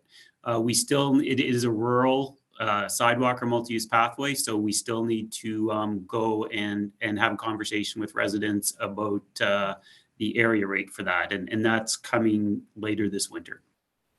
But if that goes ahead, we've got our design group teed up and ready to go, and are very cognizant of that timeline. Beautiful. Appreciate that. Thank you so much. All good? Okay. Thank you, Councillor Purdy. Thank you, Mr. Mayor, and thanks everyone. A couple more questions. And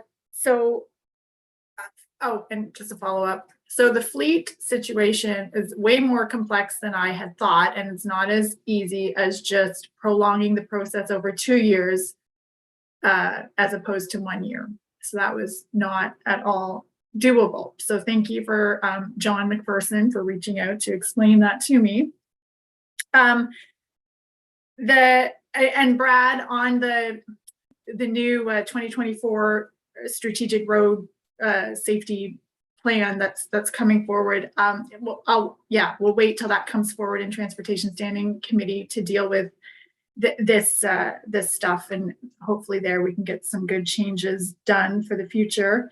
The forum redevelopment, I had a question about that as well, knowing that it's coming back to council, or I think it's coming back to council anyway, with what it's going to cost. And I think that's where we're going to see the final design or plans anyway.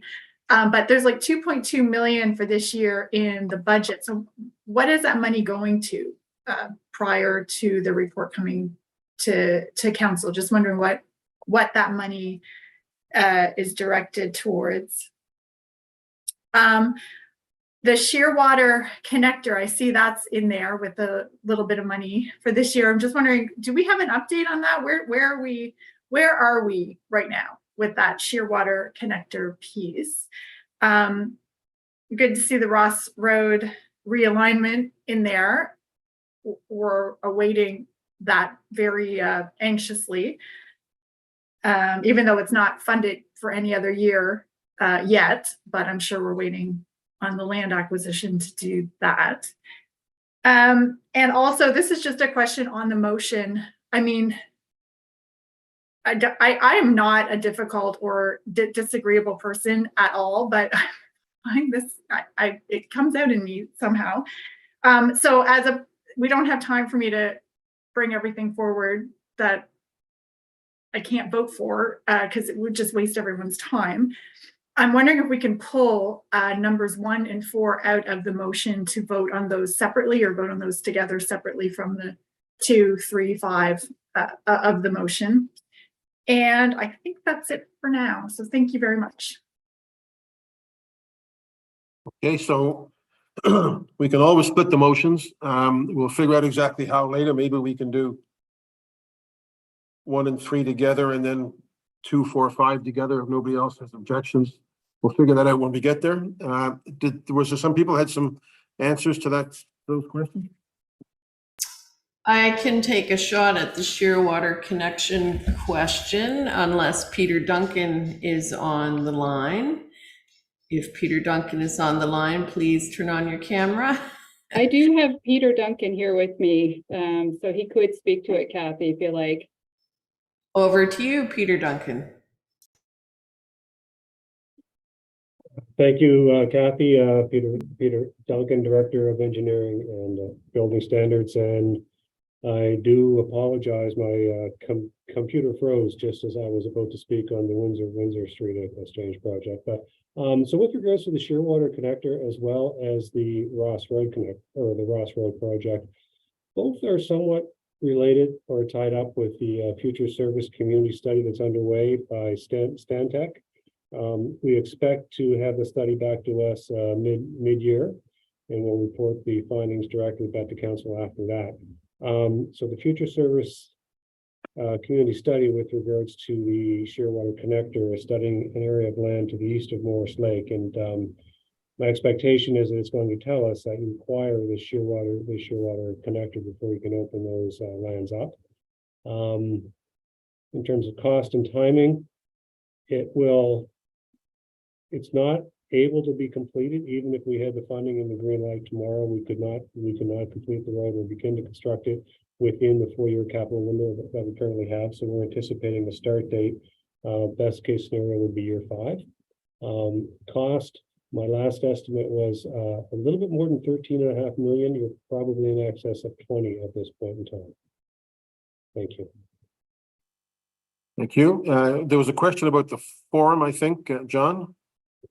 Yes, in regards to the forum funding, there is 2 million there. It's previous carry forward money. It's going to be used to advance planning and design work and potentially some state of good repair work to get through the next little bit of the forum operation.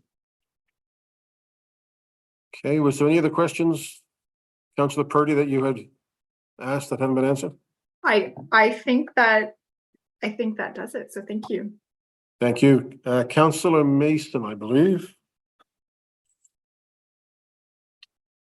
All right, I got just 2 more for this part of budget. One observation, this one's for Ms. Hamilton, is that E45 is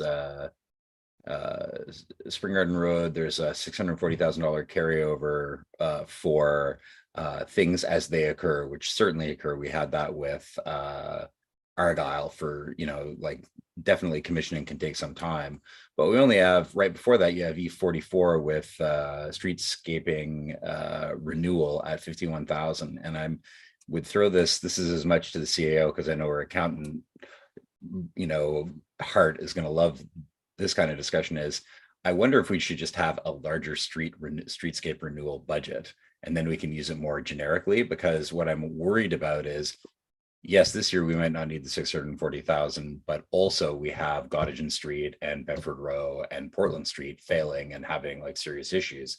So having that money tied up there seems to me more like we should have, $200,000 or $300,000, $400,000 a year every year for streetscape renewal. And if something goes sideways on Argyle or Spring Garden Road, we could tap into that too. It just seemed weird to see that there when there's nothing committed this year. It's what if something happens?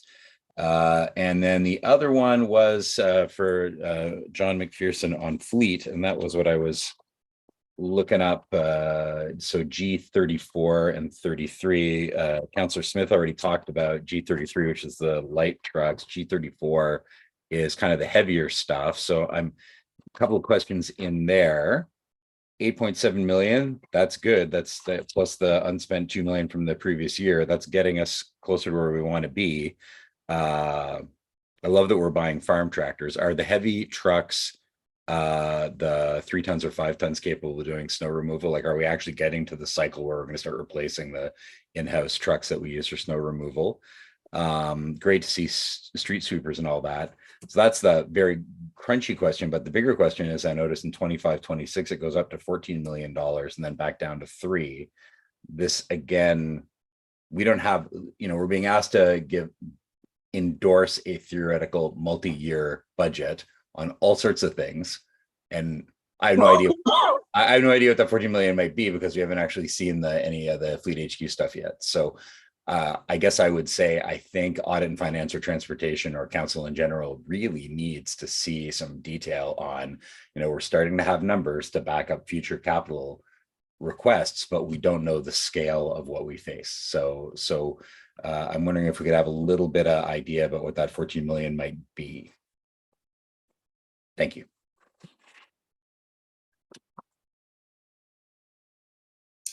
I'm going to suggest that the finance team, Crystal and Alan, might want to start with this question in terms of the question that you started with, Councillor Mason, on bundled or unallocated additional streetscape renewal funds versus, our approach now, which would be if something happened during the year and we needed to find a way to deal with it, we'd find a way to deal with it. So do you want to address that, Crystal?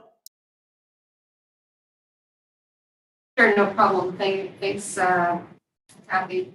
So yes, like as far as what we put forth in the program accounts for dollars, certainly to what you said, we want to allocate dollars which we feel comfortable we will spend, as we do not want to tie up additional funds that will sit unallocated.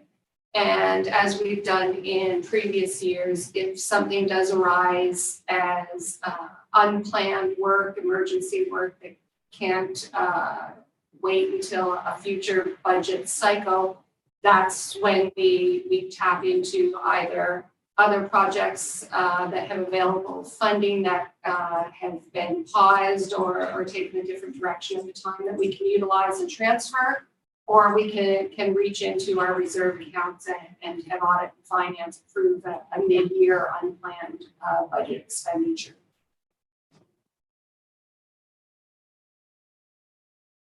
Understood, but again, there's no detail on that 640,000, right?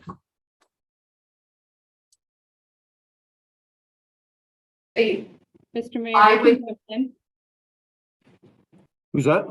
Mr. Mayor, it's Jacqueline Hamilton here. I can jump in. I do have Peter Duncan here. There is a plan of attack for the 647,000. So there are plans to spend that within this budget year, and I'll just turn it over to Peter just to provide additional detail on that. Peter?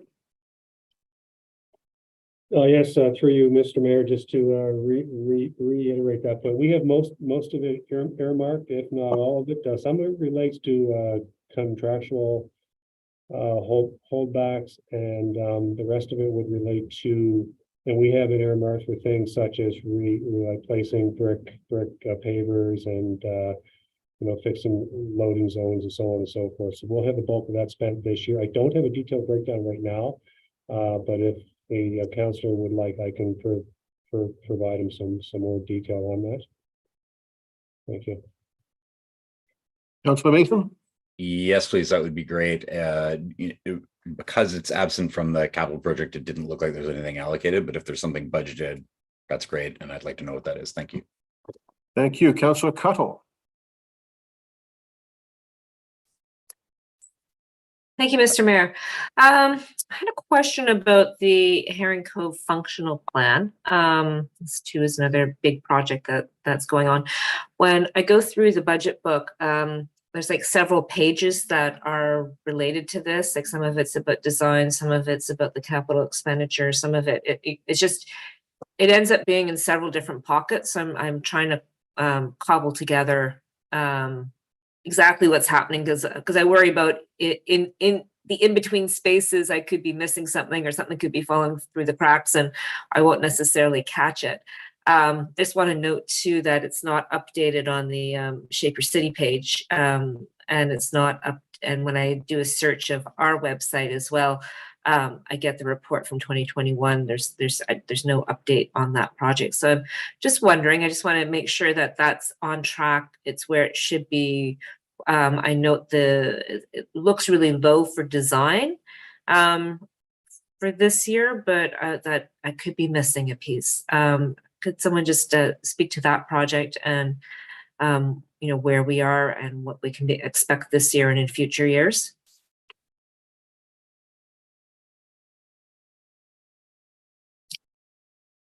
Mr. Mayor, it's Jacqueline Hamilton here. I can take that one. Thank you. So we are in the functional design stage for the Herring Cove Road work, and I think there are some funds separately budgeted for plans and study as well as the budget for the construction in further out years. And I'm just going to turn it over to Peter again just to give a more detailed update on the project status. Thank you. Thank you. It's Peter here again, through you, Mr. Mayor. So, Councillor, there's a studies and design accounts that has some money set aside for carrying on the functional preliminary and final designs for different phases of the Herring Cove Road project. I guess the next 3 years is full steam ahead with the design, and we anticipate we've got some money booked in 27-28 to actually begin the construction. Right now, we anticipate, and what we would like to do is to begin construction on the section of Herring Cove Road between the Armdale Roundabout and Cowie Hill Road. That's a bit fluid if we, as we move forward, and it's subject to, purchasing land and so on, as are all the sections along there. So there is a chance that may shift a bit. We may have another section ready beforehand, and we may be coming back in, next year, the year after, recommending that we do another section first. But right now, we intend on completing the section between the Armdale Road and Cowie Hill Road in 2027. Okay, I think that there's regular updates that are supposed to be scheduled on this project, and I can't remember when the next one is coming up, but perhaps we can touch base about that after. Okay. Thank you, Councillor. That's it. Okay. I see nobody else on the board. I want to just say a word sort of more generally about capital, but about the budget overall. I think it's going to be really critical in the months to come that we understand with other orders of government exactly where funding is coming from on a lot of projects. This is a conversation that's happening at the national level because cities are just not getting the benefits of the growth that they're seeing. And few cities are growing as fast as HRM, and I don't think any are growing at such a great proportion of the percentage of the growth of the province, over 80%. Some other provinces are starting to step in. Before Christmas, the province of Quebec came in with some new measures for municipalities, a number of things, including allocating a portion of provincial sales tax to municipal cities, recognizing the growth. Ontario taking over some major capital works, the Don Valley and the Gardiner. So we have to have that conversation, folks, because these are challenges we're facing in every area of infrastructure that we deal with. I want to be very clear. I'm not whining. I'm not complaining. I'm not arguing that the province isn't doing what they should do. But it's very clear that the provincial government is benefiting from the growth in Nova Scotia in a way that we are not in Halifax. So we have to have a mature conversation about that. I mean, the last number of years, we have been reducing tax rates. The provincial government has held tax rates, but their revenues have gone up very significantly, and ours haven't. And so we have a bit of a challenge. And it's just a conversation that we're seriously going to have. So CAO, the Joint Regional Transportation Authority work that's ongoing will be, I think, an important part of that. But those are challenges that we and all cities are facing. And as you've seen, Toronto is raising taxes 10.5%. St. John's is close to 10, and other cities are all facing these challenges. So we haven't decided where we're going on this yet in terms of the tax rate. It's a conversation that we will continue to have, and I know we all enjoy budget season very much. Very pleased we were able to have Councillor Russell with us today by doing this virtually. I see now Councillor Stoddard, you had a question. I'll go to you. Thank you, Mr. Mayor. I'm sorry for the late response. I was just having a look at a few things that I had questions about. This question, I believe, is for Brad English and Dave McIsaac.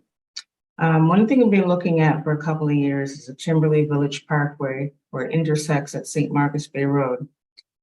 It was slated for 2024 to be combined with active transportation for the possibility of sidewalks. So as they were doing the lights and the asphalt overlay, they would combine that all together to be one project. I'm just wondering if I could get an update to see if that's been pushed off another year. I was really hoping that the engineering and the plans would be available, I guess, for lack of better words. And I just wondered if I could follow up with Brad and David McIsaac, please. Yes, thanks for the question, Councillor. The signals are good to go, as is the overlay of the intersection. The AT would have to follow at another time. I don't believe we're ready to go, nor do we have enough money to go on that portion. But pleased to report the intersection is going in. The only thing that could get in our way is supply chain has been a bit challenging on signals and signal poles, but we believe we're in good shape. Okay, so I should see that sometime this year? Yes. Awesome. Awesome. Thank you so much. And thank you, Mr. Mayor. Thank you. Colleagues, we ready for the question? Question. One more question. Sorry. Okay, question. Councillor Hensby. My annual question was the status of the Ross Road realignment in regards, so I see it's still in the budget, but how far along are we with the negotiations? Have we got a third party appraisal yet? I just want to know how far are we, because this has been going on way too long, and I don't want to wait for another budget year. Brad? I will jump first. Somebody will have to confess where they are with negotiations. I don't do that part, but we have broke with tradition, Councillor Hensby, and we do not have the real estate in our hands. However, we've taken the bold move. It is in the budget scheduled for 2027-28 on the assumption we will have that land, and I'll leave it there. Obviously, if we can do it sooner, we will. It is a high priority intersection for safety, but that said, got to have the land. So I'm going to turn it over to whomever may want to address the land piece. Well, that's usually Councillor Hensby. Brilliant. If it was, it would be done by now. At any cost. Is there anybody that can speak to Councillor Hensby's question on that?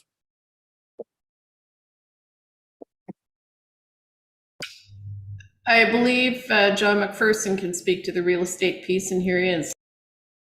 John, is that closing today? Not today. I'm not sure how much we can say on that at this point, but I'll ask Peter Stickings to pop on, who's most familiar with the file.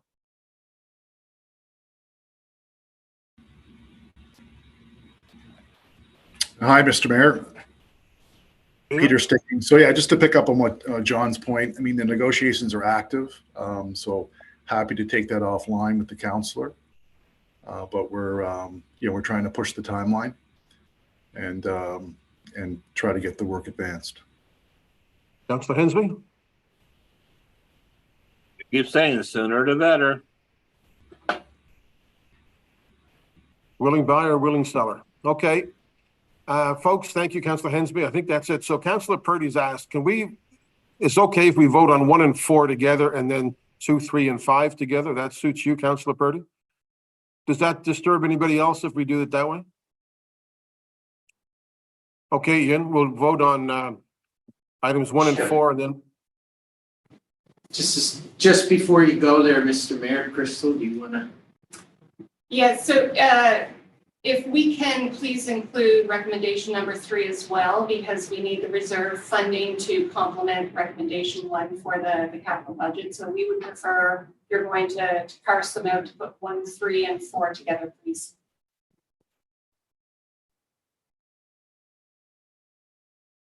Okay, I don't, that's not what the council is asking, though. It's okay. That's fine with me. If that's what they need to do, that's okay. Okay, question from Councillor Mancini? Yeah, thanks, Mr. Mayor. I guess my question, I'm not understanding what Council Purdy is trying to accomplish here, but, and I don't think it will go this way, but say one of these items do not pass, what's the ramifications of that? Well, it depends on the item, but my sense is that it's just Councillor Purdy that's looking to pull something Right. out here. So Yep, me too, but I'm just trying to understand. I understand your concern, but I don't want to spend a lot of time on it until if That's if fine. it doesn't pass, then we'll all go south. It's also So be- Ian, do you know what you're being asked to do?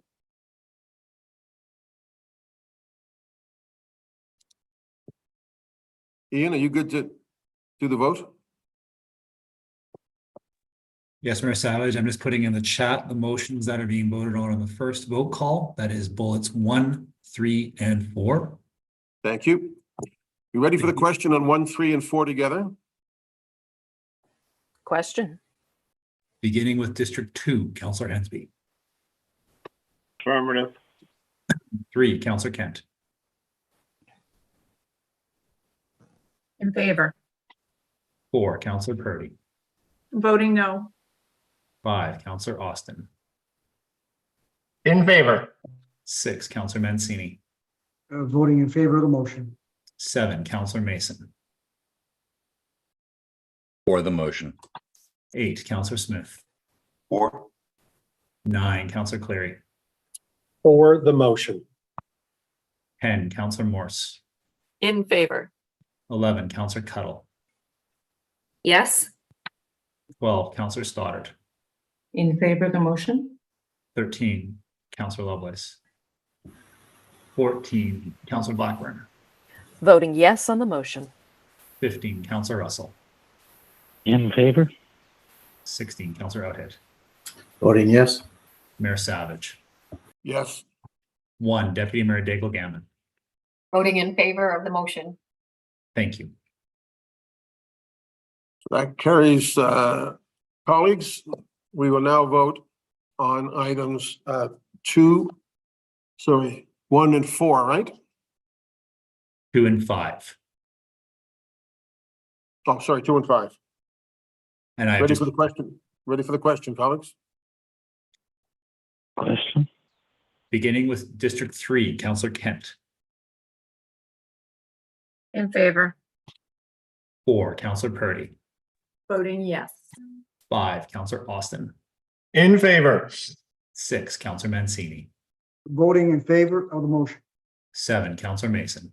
For the motion. 8, Councillor Smith. 4, 9, Councillor Clary. For the motion. 10, Councillor Morse. In favor. 11, Councillor Cuttle. Voting yes. Sure, yeah. 12, Councillor Stoddard. In favor of the motion? 14, Councillor Blackburn. Voting yes on the motion. 15, Councillor Russell. In favor? 16, Councillor Outhead. Yes. Mayor Savage. In favor? Deputy Mayor Daigle Gammon. Voting in favor of the motion. District 2, Councillor Hensby. Against. Thank you. Okay, that's carried. Colleagues, that brings to the end our work today. Obviously, we had held Friday as the contingency budget day. Ian, we will not be needing that. Correct? We can clear that from people's calendars. In terms of what happens next, our next budget meeting is next Wednesday when we do corporate services, auditor general, property, fleet, environment. maybe others. That's next week. That's the 31st. On Friday, we'll do the Halifax Public Libraries, and that'll be a contingency from the day before, and then we'll take it from there. Correct, Ian, on those? I do believe the library is on the 31st. That's the only thing I hear differently. I see. So it's all one, on the I calendar, believe- I have it showing the 31st and the 2nd. Okay. That will go out. Sorry, Mayor Savage, the library is February 2nd. My apologies. February 2nd is library. Okay. All right. Anything else, folks? Somebody wants to, thanks, staff, I want to thank you. I got to say, I think the way that this is laid out with the individual project pages and the way it's all brought together, I think is a lot of work and much appreciated. Thank you to staff. I'll accept a motion to adjourn from Councillor Purdy. As per tradition, Very thank you all kind, very much. very kind. Yes, thank you, everyone. Let's adjourn.